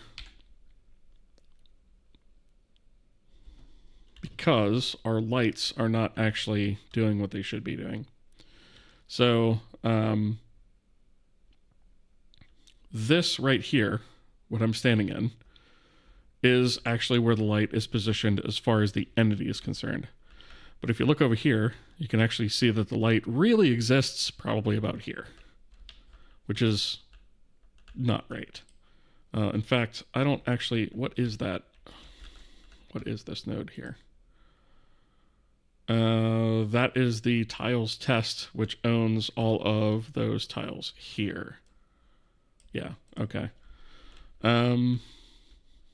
So this is actually where the light should be emanating from, and it's not. And actually, no matter how I move this around, it does not seem to matter. Even if I move its parent, right? It doesn't seem to affect that at all. So we need to figure that out.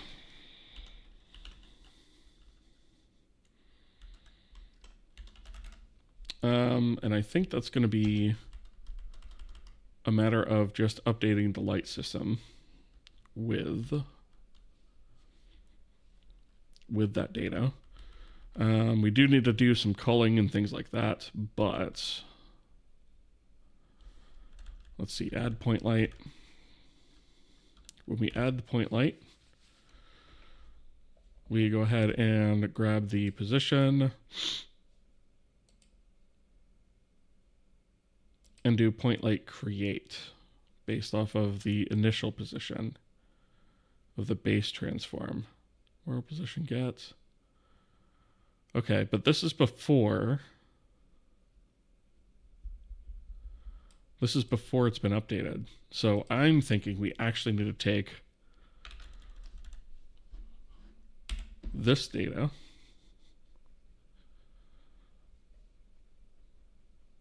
and potentially even some of this other stuff and put it into our update. Let's see. So if we do loaded sync audio emitter positions, and then here's all the shape volume stuff and BVH. So we probably ought to put it here, right? So I'm just going to paste this for a second, and I'm actually going to copy pasta this. We're going to say sync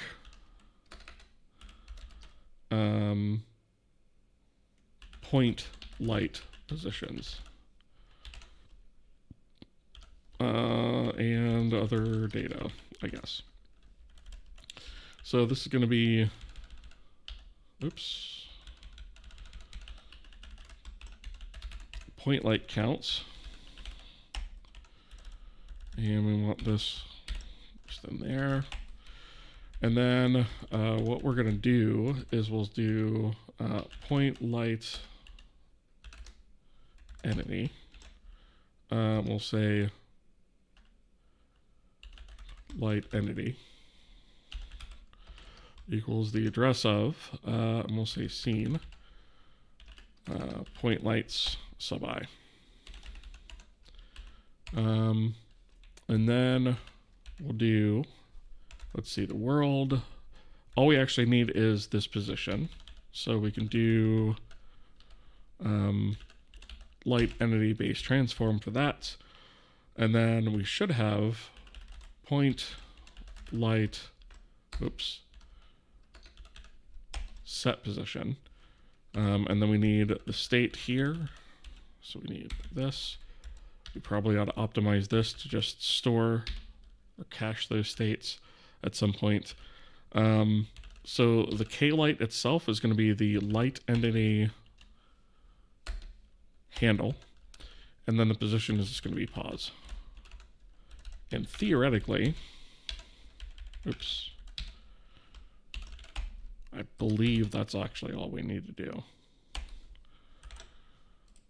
Assuming I have everything hooked up to the storage buffer correctly. All right, so, okay, well, we can see that it's moved away from there, which is a good thing already. So I'm gonna grab the parent entity here and just move it. And now we can actually see that our light is indeed moving around as we expect. It does look like the influence is a little bit larger than that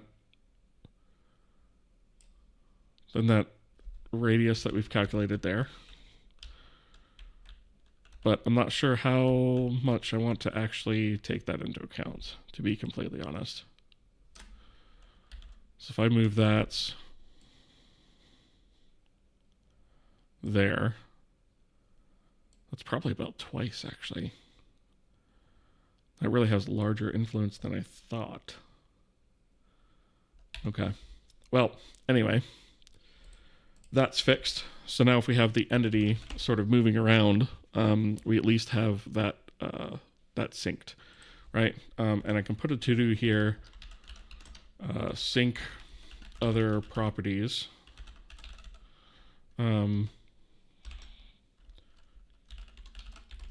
Color, etc. Let's see. Made a prototype similar to that, similar to the one that Path of Exile uses. You draw lines of main paths and interests you want, and we'll fill in the level with the tile map you provide based on rules. Yeah, I was thinking about doing something like that for dungeons, actually, because I did watch that video where they kind of explained how all that stuff works. And that was super interesting. But the only place I'd want to do that is dungeons, because I actually want all of the outer world is all going to be hand curated. So, thank you for the follow. Appreciate that. Happy New Year. I've decided to focus on graphics programming plus a little bit of engine programming this year. Do you have any advice for me, or do you think there's a book or something I should check out? Yes.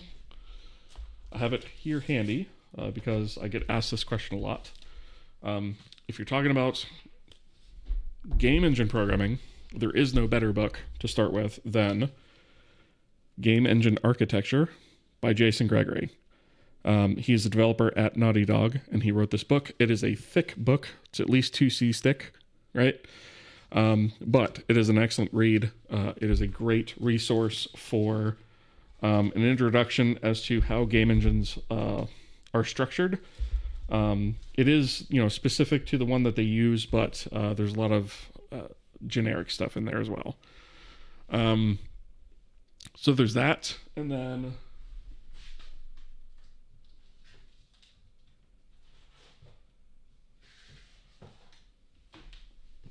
for graphics programming, there's real-time rendering, which has this stormtrooper on the front of it. And this is actually by a bunch of people. But yeah, it's the 4th edition is the one I have here. I think that's the most current edition. But this is a really good book on rendering techniques in general. So I recommend this one as well. This one is also 2C thick.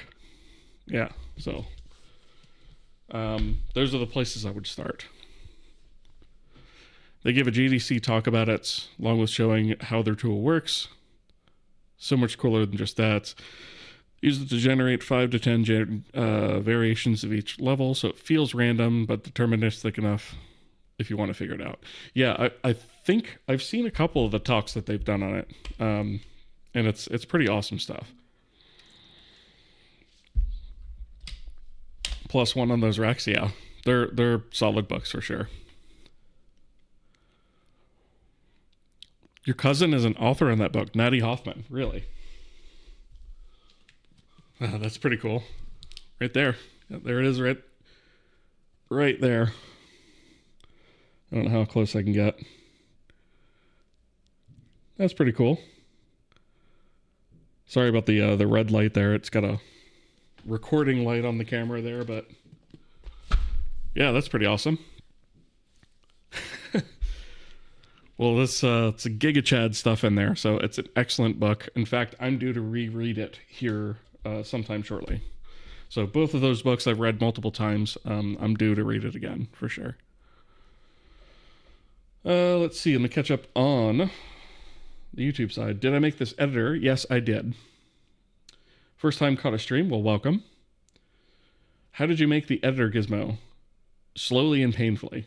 But yes, we have everything we've done is written from scratch. So essentially, the way that the editor gizmo works is I can kind of talk about this on a high level. I don't really want to go too in depth, but I'll just really quickly talk about it. So let's say you have a object selected, right? Which that in itself is done using a bounding volume hierarchy in raycasting, right? But the gizmo itself, essentially, depending on the mode that you're in, right? This is so there's a sort of a none mode, which just basically says this is what I have selected, right? So you've got the gray sort of 3 axes there. And you can actually switch between global and local, and that'll take into account, rotation, things like that. I'm going to stay in global for now. So you have that, and then you have a move mode, you have a rotate mode, and then you have a scale mode. And each one of those has a local and a global associated with it, right? So essentially the way that this works is for each of the modes, you have what's called an interaction plane, or at least that's what I'm calling it. And that basically speaks to, how you're going to interact with the gizmo, right? So the first thing you need to do is select what axis you're going to interact on for the given mode that you're in, right? So in this case, I'm in move mode, so I can interact on the x-axis, the y-axis, or the y-axis, or the z-axis, right?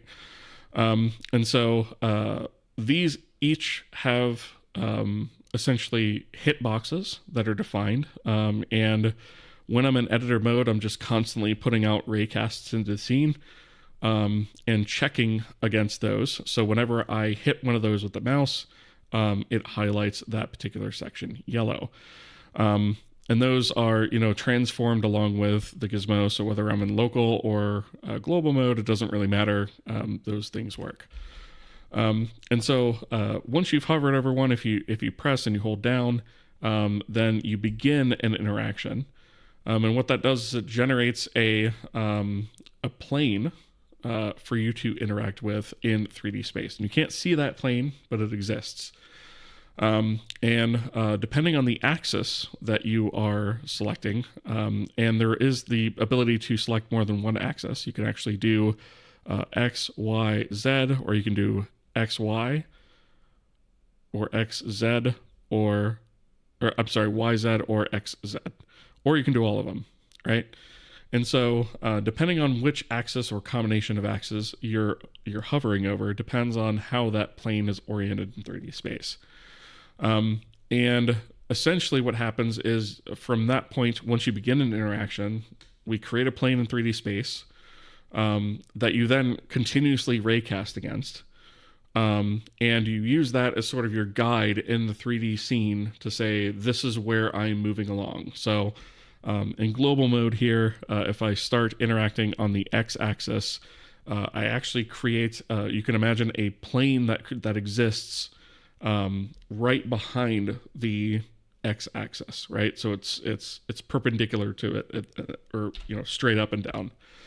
And so when I actually press and hold on the mouse, I create a interaction start point on that plane, and then as I drag the mouse around, I'm able to move that gizmo back and forth, and it moves whatever connected transform is associated along with it.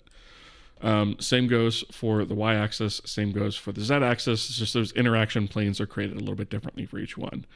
And then for the combination, there's a separate interaction plane.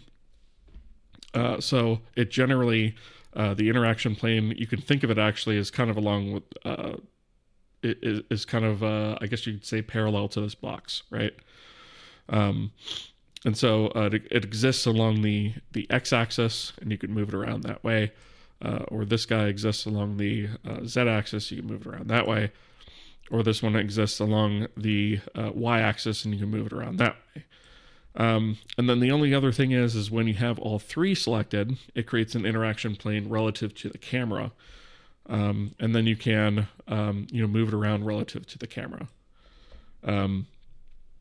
And so that's the basics of how it actually works. So for the move, it just slides the gizmo. For the scale, it non-uniformly scales. Depending on your start and end position, you can negatively scale things if you want. That's completely up to you. And we can flip it like that, right? There's all kinds of things that you can do, right? Right. We'll leave it like that. You can also rotate it, right? So you can grab this and just rotate it around on different axes and things like that.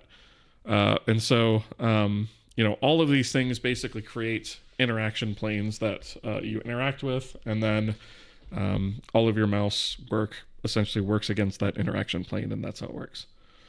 It's an invisible wall. You can think of it that way. Yeah. And so I actually have quite a few bugs still around this. The global mode works perfectly. The local mode is still kind of foobar. So I still got some stuff to figure out there, but it does work. Let's see. Do you ever read up on stuff like when implementing cascaded shadow maps, just happen to remember exactly how to implement it, or did you do it during off-camera programming? So, I read up on stuff all the time. Sometimes I'll have to read a refresher, but generally speaking, I'll have an understanding of the concept of the way that works, and then I'll implement it. Cascading shadow maps, I'm trying to remember. I might have done that one live. I don't remember. I think I did. I think I did do that one over the course of a few episodes. But yeah, I try not to do too much stuff offline. I try to just reserve offline time for like bug fixes, but yeah, I do read up on stuff all the time. Happy New Year. I appreciate that. Appreciate the well wishes. Thank you for that. What about the art? For the art of the gizmo, did you make a model in Blender, or did you work out the vertex and index by hand? Because I am a glutton for punishment, all of this geometry is generated programmatically. There is no model for this. For any of these rotation, move or scale, these the geometries for these are all generated programmatically. And, oops, they are, we have, let's see, which file did I put this in? I forget. It wasn't these lines, generate grid. generate axis geometry. There it is. So generate axis geometry basically takes in what axis you're generating for, a base offset from the center, how long you want it to be, what the color should be, how large the radius of the sort of shaft should be, whether or not it has an arrowhead, how large the arrowhead should be, how long the arrowhead should be, how many segments around you want it to be. And then here is the vertex and index counts, and then the output vertices and indices, and the vertex offset, which is a vertex offset into a total array of vertices. And so essentially the way that what that's for is, actually, I shouldn't have closed this. That's the way the highlighting works. So when we highlight a certain thing in here, where we change colors like that, all we're doing is we're changing the vertex color.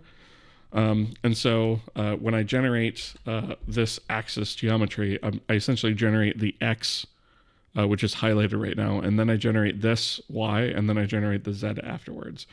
And so depending on which axis I'm hovering over, says which zone of that entire set of vertices I'm updating the color for, whether it's X, Y, or Z, or some combination therein. And so, yeah, this is essentially the logic that generates it. It's not really complicated. It looks like a lot of code, but it's really not all that much. It's just going around a circle and creating vertices and then making sure that I line the indices up at that. And most of the complexity actually comes from, just having to create, the long part of it, and then the outer sort of larger section of the arrowhead, and then the smaller section of it. So yeah. Couldn't use I'm GUIsmo? No. So I don't use much, if any, third-party libraries for this whatsoever. We write everything from scratch here. You dingus. Thank you for the follow. Appreciate that. So, with the exception of some types of asset imports, decoding images, decoding various model formats, things like that, we don't use any external libraries. We write everything from scratch, which is why the code base has grown to, let's see. So the game code right now, and there's some build files in here and stuff, but 16,000 lines of code. And then if I go into the submodule for the actual engine, 74,000, almost 75,000 lines of code. And again, there are some things in here like minor little files, and some of these are miscalculated because I don't know what Kermit is. I assume it's picking up one of my file extensions and counting that as it.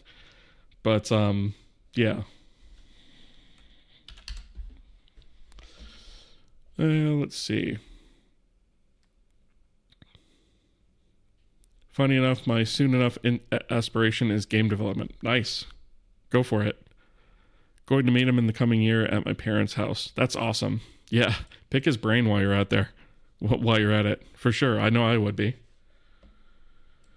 Let's see. Ever feel burned out? Yes, I do. Many times. I just kind of stubbornly overcome it by using my stubbornness because I'm stubborn.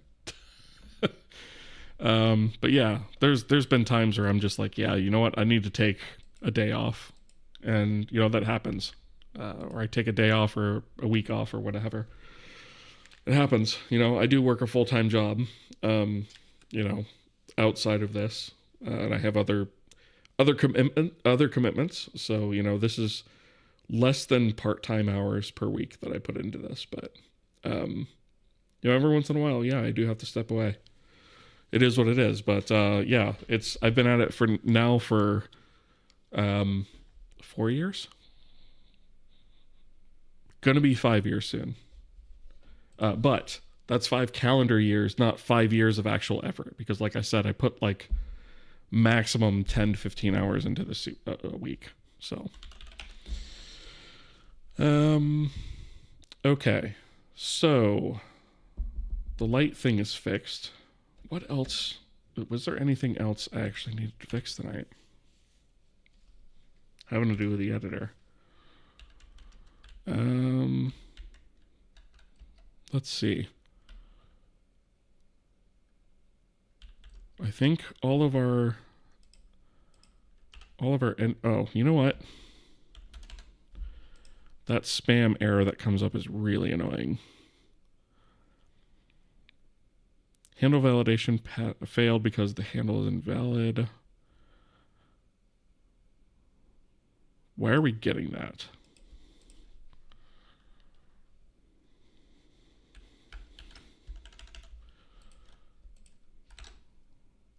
Invalid handle passed. Returning identity quaternion interpretation. Okay, so let's...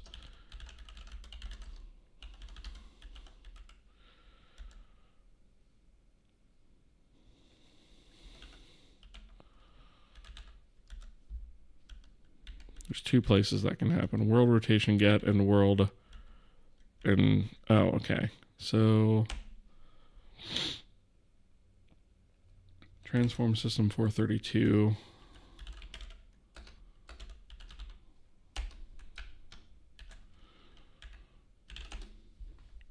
Okay, so here's one and here's the other. Let's find out what's causing that stupid issue to be thrown. Okay, where are we getting this from? Handle interaction. On mouse move. Okay, so this probably should not even be doing this if we don't have a selection. So editor C565.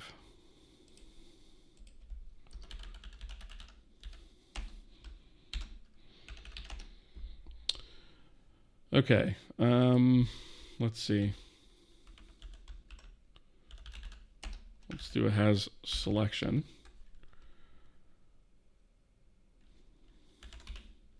And we'll actually put this here. Right, so we'll say has selection there. And then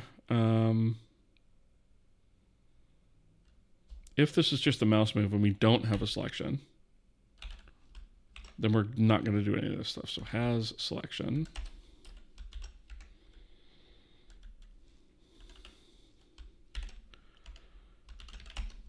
Mouse type hover. Oh, wait a minute though. No, that's correct. Yeah, if we don't have any sort of selection, we shouldn't be trying to activate hover logic. Okay.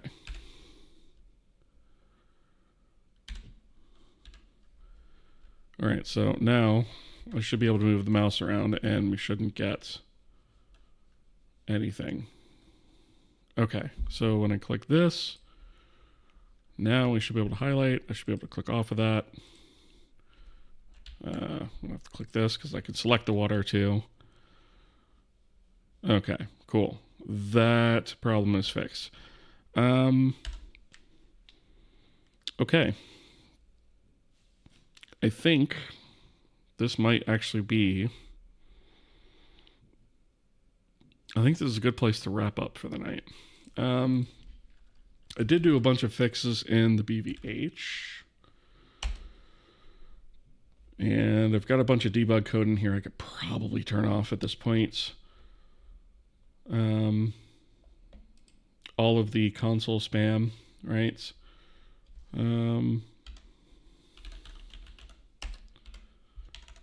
Let's just do a quick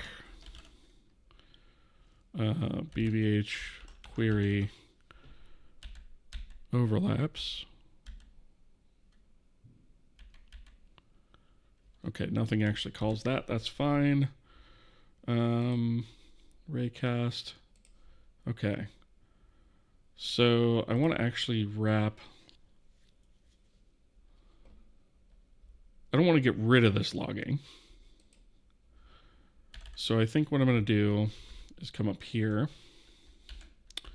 and do a define BVH trace. And I'll do 1. Right, and I'm going to say uncomment the below line if wanting to trace BVH selection, etc. Oops, etc. And I'm going to comment that out. But I'm going to come down here and do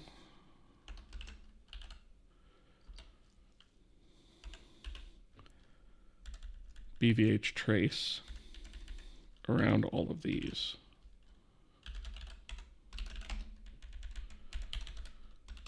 That way I can turn it on or off easily. Okay. Let's actually put this here and oops, no, it's down here.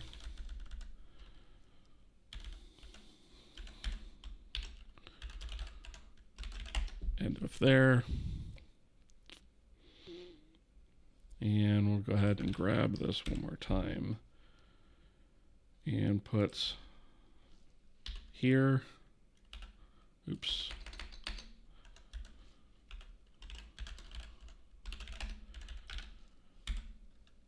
And one more.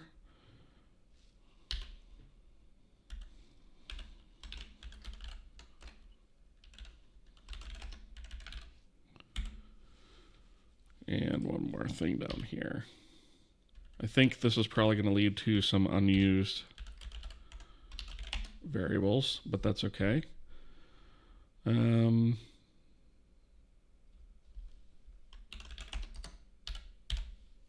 Yep. So unused hits. Okay, we can actually move this up.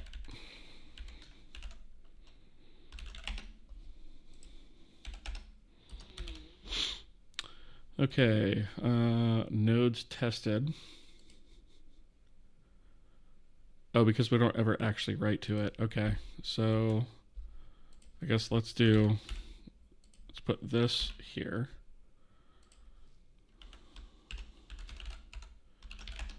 Right, and then this can move down here.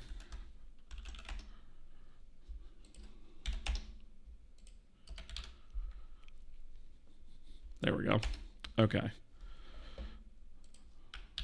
Just because we don't need all of this logging on all the time.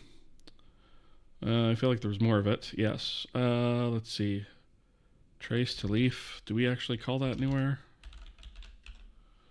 No. Okay. I can leave that there. Okay.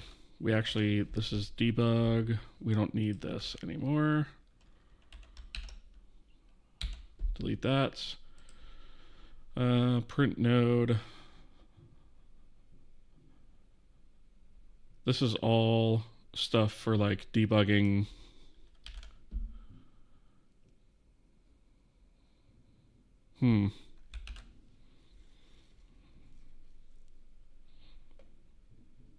Debug print.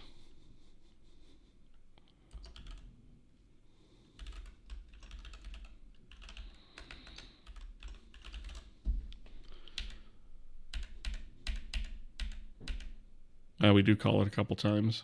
Okay. Oh, would you look at that? It is 2026 for me. Happy New Year, folks.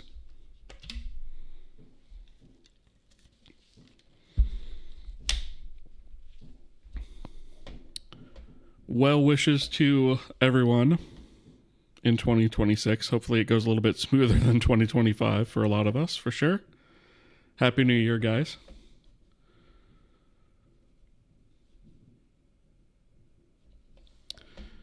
All right. Wow, that actually came up a lot faster than I thought it was going to, to be completely honest. All right. All right. I think I'm going to, at least for tonight, I think I'm probably going to just finish up what we're doing here and then call it. So I think I'm going to do fbvh trace, right? And otherwise we're just going to do that, right? And then we don't even have to call this other stuff.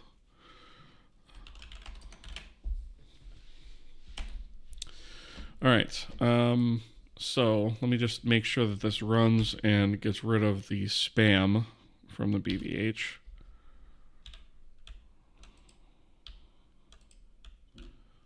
Whoops.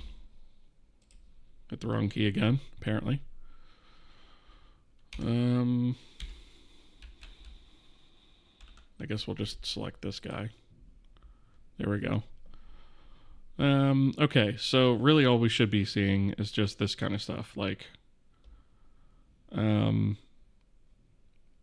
here's where we're testing against all the different things and get feedback on all the different things we hit. So the way that the BVH testing works, just as a reminder, is all the entities have an entity sort of ID that is used to decode what type of entity it is and where in the entity array for that specific type it exists.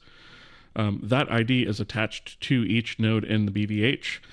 And so when we click on a node for within the BVH, it basically says to us, where, do we have anything attached here? What's attached here? And where is it? And so forth, right? Interesting. That seems to have actually like busted something. How did that happen? I might just undo what I just did because apparently I must have disabled something that selected.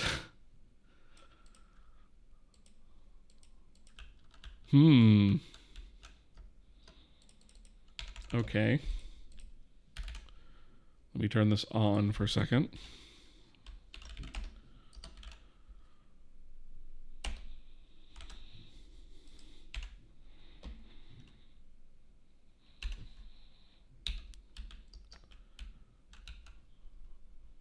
Yeah.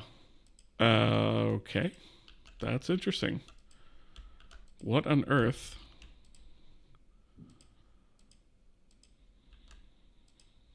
What did I turn off in Trace that would cause that?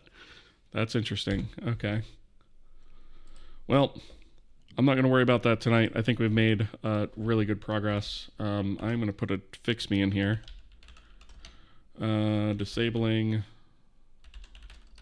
this causes selection issues. I want to save this, get it committed. In fact, I'll just do that real quick. So git add commits. Fix more rotation issues with the editor gizmo for sure. Various transform fixes. Also added parent logic to transforms. And I'll push that.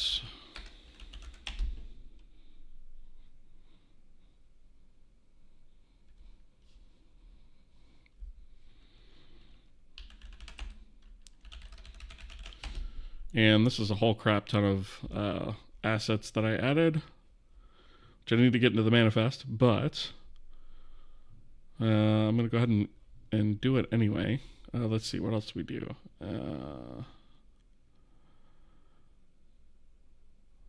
Various renderer and editor fixes, okay.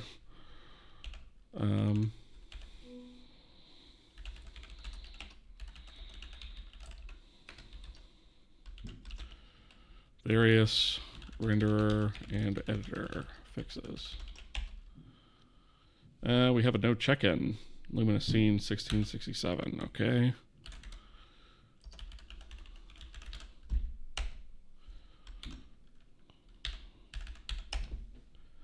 Oh, right. That's irrelevant anyways. Okay. Let's just make sure that builds. Okay. Cool. Yeah, push that. Is it doing the thing? Yeah, okay. Cool. All right. Let me find somebody to raid. I just want to give a big thank you to all you guys for joining me here tonight and sticking it out with me through a little bit later / longer-ish stream. Happy New Year to everyone. And I'm going to see if I can find somebody to stream here. Or, I'm sorry, raid.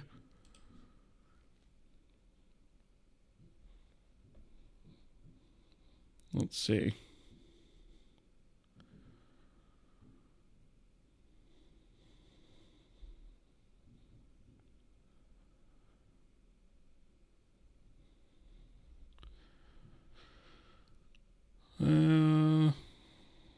Trying to find something related might be a bit of an issue tonight.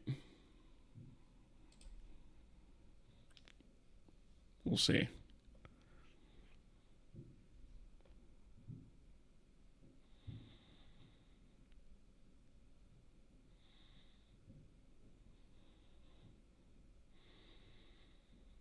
Yeah, it might be a bit of a tall order tonight. Game dev stuff does not seem to be...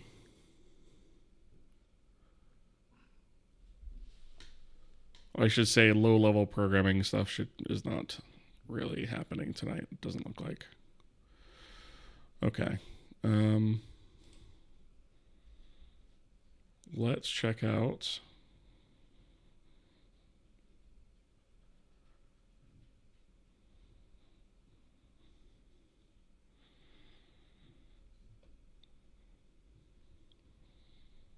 Bear with me just a second here. I'm just trying to find somebody to raid.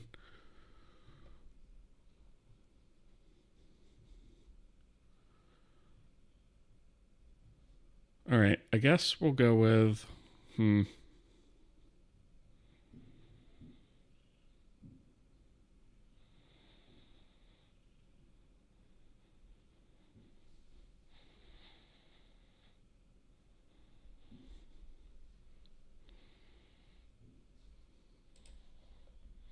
Let me try refreshing the list because it seems to be not doing the thing. Come on now, I've clicked it a couple times.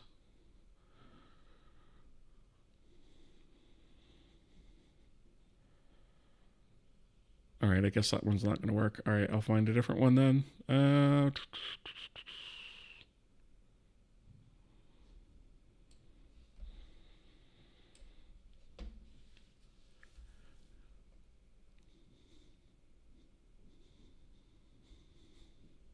I guess, you know what? I'm going to go with... I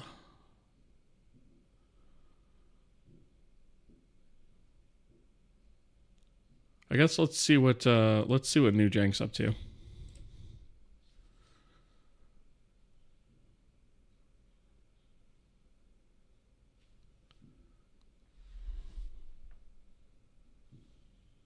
Did it? I think it failed. You dingus. And I think he just went offline. Awesome. Okay. Let me find somebody else. That's the third time that's happened, for the record. It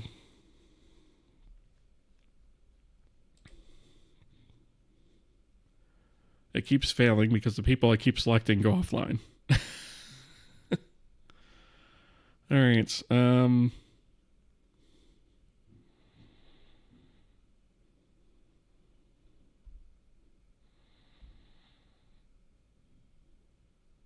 All right, let's check out.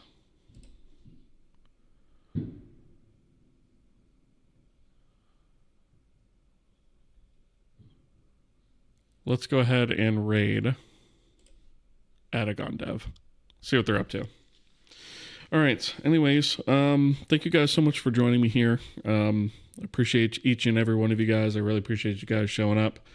And yeah, we will catch you guys in the next stream. Have a good one. Happy New Year, and I'll see you guys in the next one. See ya.